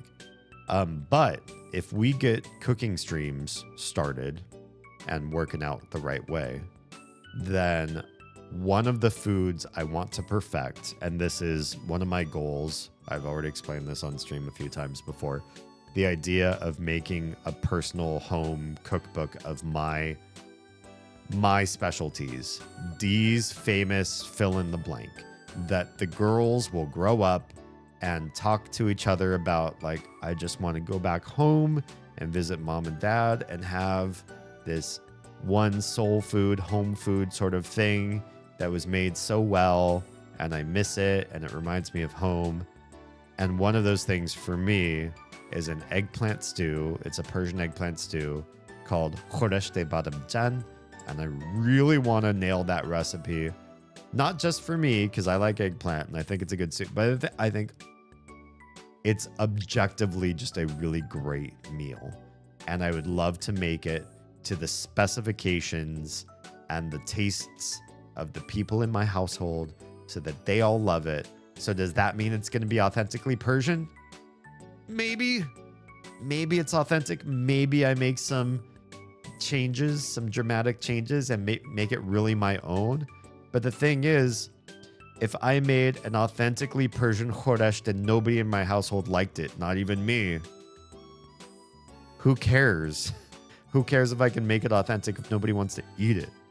What I want to do is tweak the recipe, go over versions of the recipe where I make different subtle changes here and there, like, oh, this one came out too wet, or this one is too salty, or this one is kind of oily.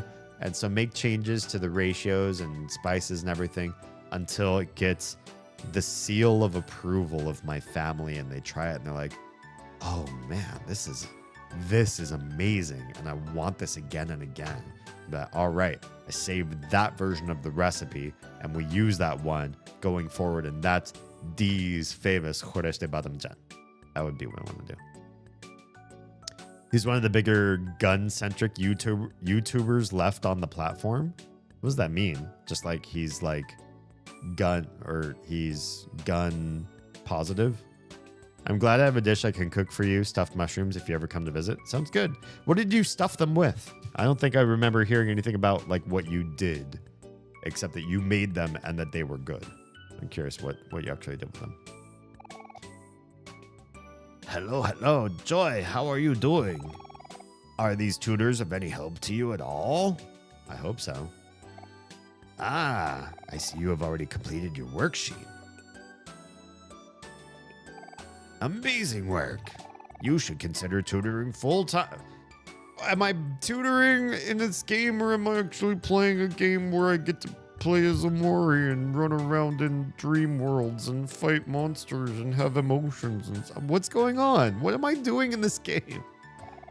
Here's your payment. Guess what? It's $20. You get $20 for your hard work. Please come back tomorrow. I don't know about that, dude. I know you've offered. You and the other person, you both want to keep giving me more work to do, but at this point, I'm feeling really sad for Kel, who's just asked to hang out with his old childhood friend, and all I want to do is earn money instead of talk and hang out with you. Wait, who's this old lady? Can we talk to her? This is the end of the street. Just kind of curious what's going on over here. Yellow bun granny. Excuse me. Sorry to impose, but you look like some trustworthy people. Do you think you could help me? I need to pick up this week's medication at the pharmacy, but I'm feeling a bit weak at the moment. I usually send my daughter Charlene, but she's not here right now. Would you be so kind as to... Sure. Thank you, children. Just talk to the man at the pharmacy. He'll understand. You got a prescription and ID card. Oh, damn. And they're not going to think I just stole this from this old bat and was like, yo, granny, later. And what's going to happen when I take these meds? What's the pharmacist going to think? He's going to think these two boys, they roughed up some grandma in an alley, took her stuff, and now they're going to try to like get a prescription filled so that they can go have the high life and, you know, get loopy on whatever the hell where drugs we're gonna take from her thing. I guess it depends on what the prescription's for. Maybe it's just for like, I don't know, like a back cream or something. But if it was for, you know, something kind of more strong, maybe these two boys go in the back and start popping some pills and shit. Anyway. Hello. How can I help you? You get the prescription card, prescription and ID card to the pharmacist. Ah, you're here to pick up some medication. Oh, I know who this is for. I'll bring it right out. Okay, thank you, dude. Why not give it to me at the other counter? This isn't the counter we're supposed to take the stuff from. You got Granny's medicine. You're picking up her medicine in place of her daughter today? I'm not actually supposed to give her medication. This is what I'm saying. We could just go pop these pills. We could just go do something really wrong with this because we're not even related to her and there's no indication that we know her. But I usually make an exception for her since she doesn't have a way to come here herself. Thanks for helping her out. You kids have a nice day. If you ever need bandages or first aid kits, I got you covered here. Okay, bye. Oz has called me a negative Nancy because I always find the exploitation or a way to like break a system. If there's going to be like a way that somebody steps in and does the wrong thing, steals,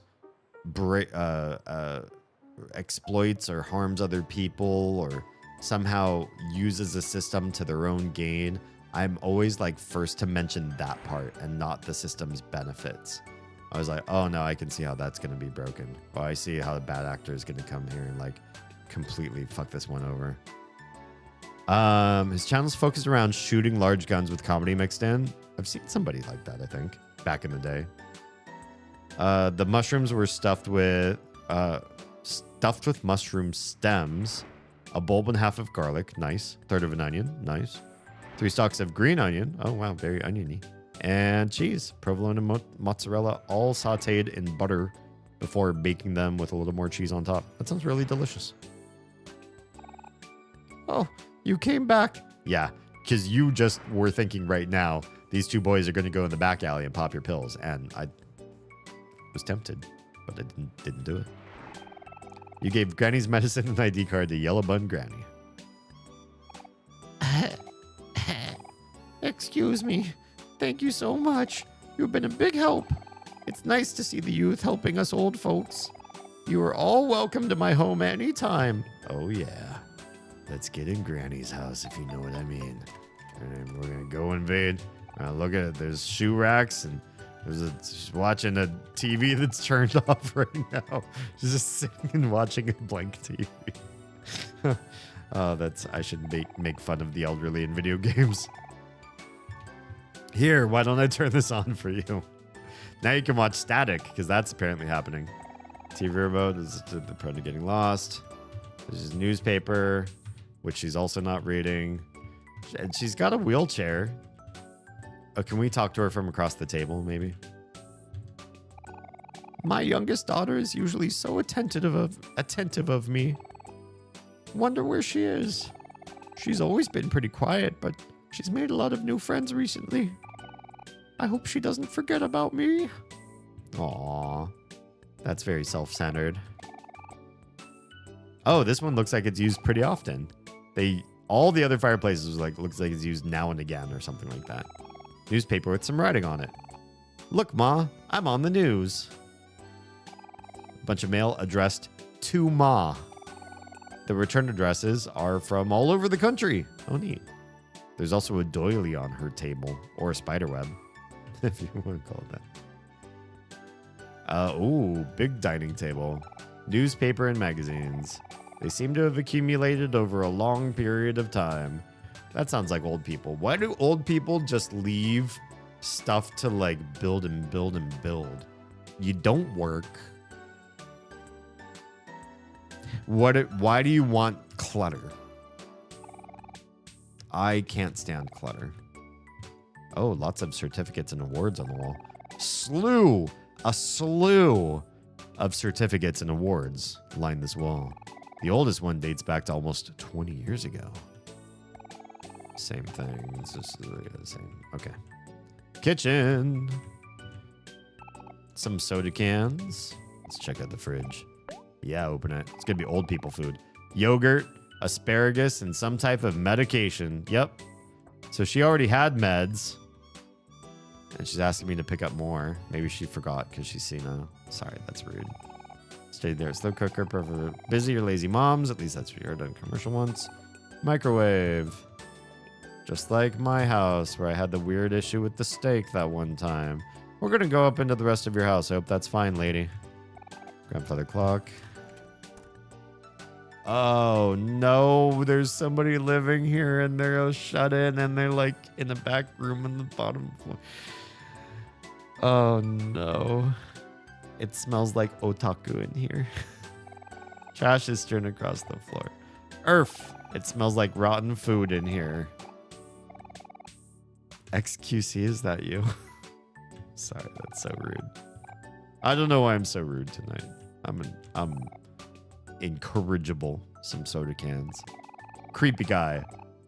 If you're bolstering why I'm so much more pandemic than you are, it's solely due to my philosophy major. Oh, I like all the waifu you have on your wall there. He only survived by plugging up this neck wound with his own thumb and has a shirt that says, "Put a thumb in it." What on earth? Are you still talking about the one guy with the channel? What? You missed one? Huh? Oh. Oh, my bad. Sorry, such a wall of text here. I found the gun guy from a collaboration with the slow-mo guys where they showed critical failures of guns. Oh, God. They did this to show how dangerous it could be not have properly made ammunition. Ooh. He had almost died not that long ago when using some bad ammo that caused his Barrett rifle to explode in his face. He plugged his neck wound with his own thumb and has a shirt that said, put a thumb in it. Jeez. Jeez. Gross. Wow. Don't mess with guns, kids. My tenure has led me to my most elephantine discovery of all. Why does this guy talk like this? Everyone is 100. What does that mean? No, maybe 1,000 years too early in time to comprehend my genius. Pithy me no more with your occupancy. You can't perceive anything I interject into your cerebrum anyway. Okay, bye. So great to some strange comics. Why, yes, that peripheral you ponder over there is my duly betrothed. I'd appreciate if you keep your optical appendages in their sheaths. Gross. She assimilates my confab better than anyone and anything else. She's such a sweetheart and we love each other. Oh, God. Now leave us alone. I don't want to be here anymore. Bunch of small figurines kept in surprisingly good condition. How many of them are in jars? Oh, no. Oh, it's awful. I stepped on the sock, I think. Yeah, we're getting at it. We're getting out of here quick. Granny, do you know what's happening in your own house? This is so disturbing. Oh my God. Some towels and toiletries. Why are they out here in the loft? A small fake houseplant. A house phone. We're close to ending here. Let's go through these 3 rooms, then we'll go save. This bed is big, but the mattress feels uneven and lumpy. You would rate it a 6 out of 10. Sounds about right. This looks like her room. Another wheelchair. This one for upstairs. How's she get up and down stairs? I didn't see a wheelchair lift or anything like that. Bunch of mail addressed to Ma. What is this? Like an in and out going mail thing on the wall? That's crazy. The return dresses from all over the country. Ornate houseplant adds a nice touch of color to the room. A wardrobe. Bunch of books and magazines. A work desk. Okay. Not much else to do there. What about here? Lots of laundry in all the rooms. Bathtub with some strange equipment attached to it. That's just because old people. That happens. A toilet, a washing machine and dryer. Nobody else does their wash in their house, I guess. A mirror, some towels and toiletries, an ordinary houseplant. Nothing special about it. Fantastic. Last room. Oh, good. There's nobody in here either. This place is starting to creep me out. Fancy lamp. Oh, this is a cute room.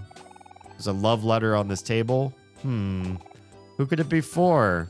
It's for me. Bunch of books, comics, and magazines. A wardrobe. Some family photos. Pretty purple flowers line the windowsill. A small fake houseplant. This bed is a little on the soft side, but overall, not too bad. You would rate it a 7 out of 10. I think that's the highest rating we've seen is just 7s. A cactus. Sturdy and resilient. A fancy tea party for 2. And the little guy here. Hi, buddy. Just a fancy tea party for 2. I thought we'd actually be able to interact with the little teddy bear thing there. Okay, well, that's very cute. That's very cute. Okay. It's cute. And I'm going to leave you and your interestingly gross son to your wonderful lives. Let's go back to my house and save, and we're going to call it a night. And I'm sorry that I didn't stream for that long, but at the same time, I really was backlogged, and you have no idea. Like, the thing is that the kiddos really didn't get down into bed until like the late 10 o'clock hour, which is that in itself absolutely insane. But then I also wasn't going to start stream immediately because I just needed to not rush from entertaining the kids at the park, getting dinner situated for everybody eating, getting home, going through the bedtime routine, brushing the teeth and reading stories and all that kind of stuff, and then immediately streaming after like thing to thing to thing to thing to thing. So I took, and now Magna comes and I'm calling it an evening. We're calling it a night. It is true. We have to, I can't, I couldn't possibly stay. But I love that one of my favorite degenerates in all of Twitch came and said hi and gave your love to my channel, even though I just saved and I'm calling it a night myself. Drat, we'll go sleep, my friend. I know. We'll find somebody else to drop the love to. We will. I did all those things, and before I started my stream, I said to myself, I will take one short drive out of the house and get some night air and see some stars and just be in a zen space where I don't have to think about any responsibilities until I come back home and I start the stream. So I did start the stream quite late. Tesla Coil. Well, thank you so much for the follow. Appreciate your face. If we're going to be raiding out here shortly, and the answer is yes, we are, I would appreciate your follows. If you find me on YouTube, your subs over there. A YouTube sub is a Twitch follow. It's not like a paid thing. Find me on all social media. If you go to DamienHalme.com/linktree.html, or just to go to my.com, and you'll find a link to my link tree posted on my own personal website. You will find all the cyber stalky things you can do. Find me on everything. Follow me on everything. Engage with, share, and algorithm me out into the world. And if you came over in Magna's raid, you probably don't know me well enough to do all that, but consider doing it anyways because I'm a friend of Magna's and it really matters to me. We're trying to turn this into a full-time business. Appreciate your faces. I will be streaming again on Wednesday, hopefully, all things permitting. Wednesday, and then again the next weekend. I stream every Saturday, Sunday, and Wednesday. I start at 10 p.m. Eastern, if everything is going right, 7 p.m. Pacific. And Wednesday streams are usually kind of like a deep dive conversation sort of thing, deep chats. But so are all my other streams. Saturdays I've been doing puzzle games. Sundays I've been doing JRPG sort of stuff, like this quirky game called OMORI. And it's been a lot of fun. And I have the best community ever. Not least of which because Magna and I share a lot of our community together. We have a lot of cross-pollination. It's true. We do. And Magna, I still owe you a queef command. I promise. Yeah, I promised you. Magna is one of the best beans. It's true. I'll trust his opinion this time. I promise to disabuse you of that opinion. No, I'm just kidding. No, I appreciate that Magna likes me as much as he does because we love Magna in this household, and he's one of my favorite beans.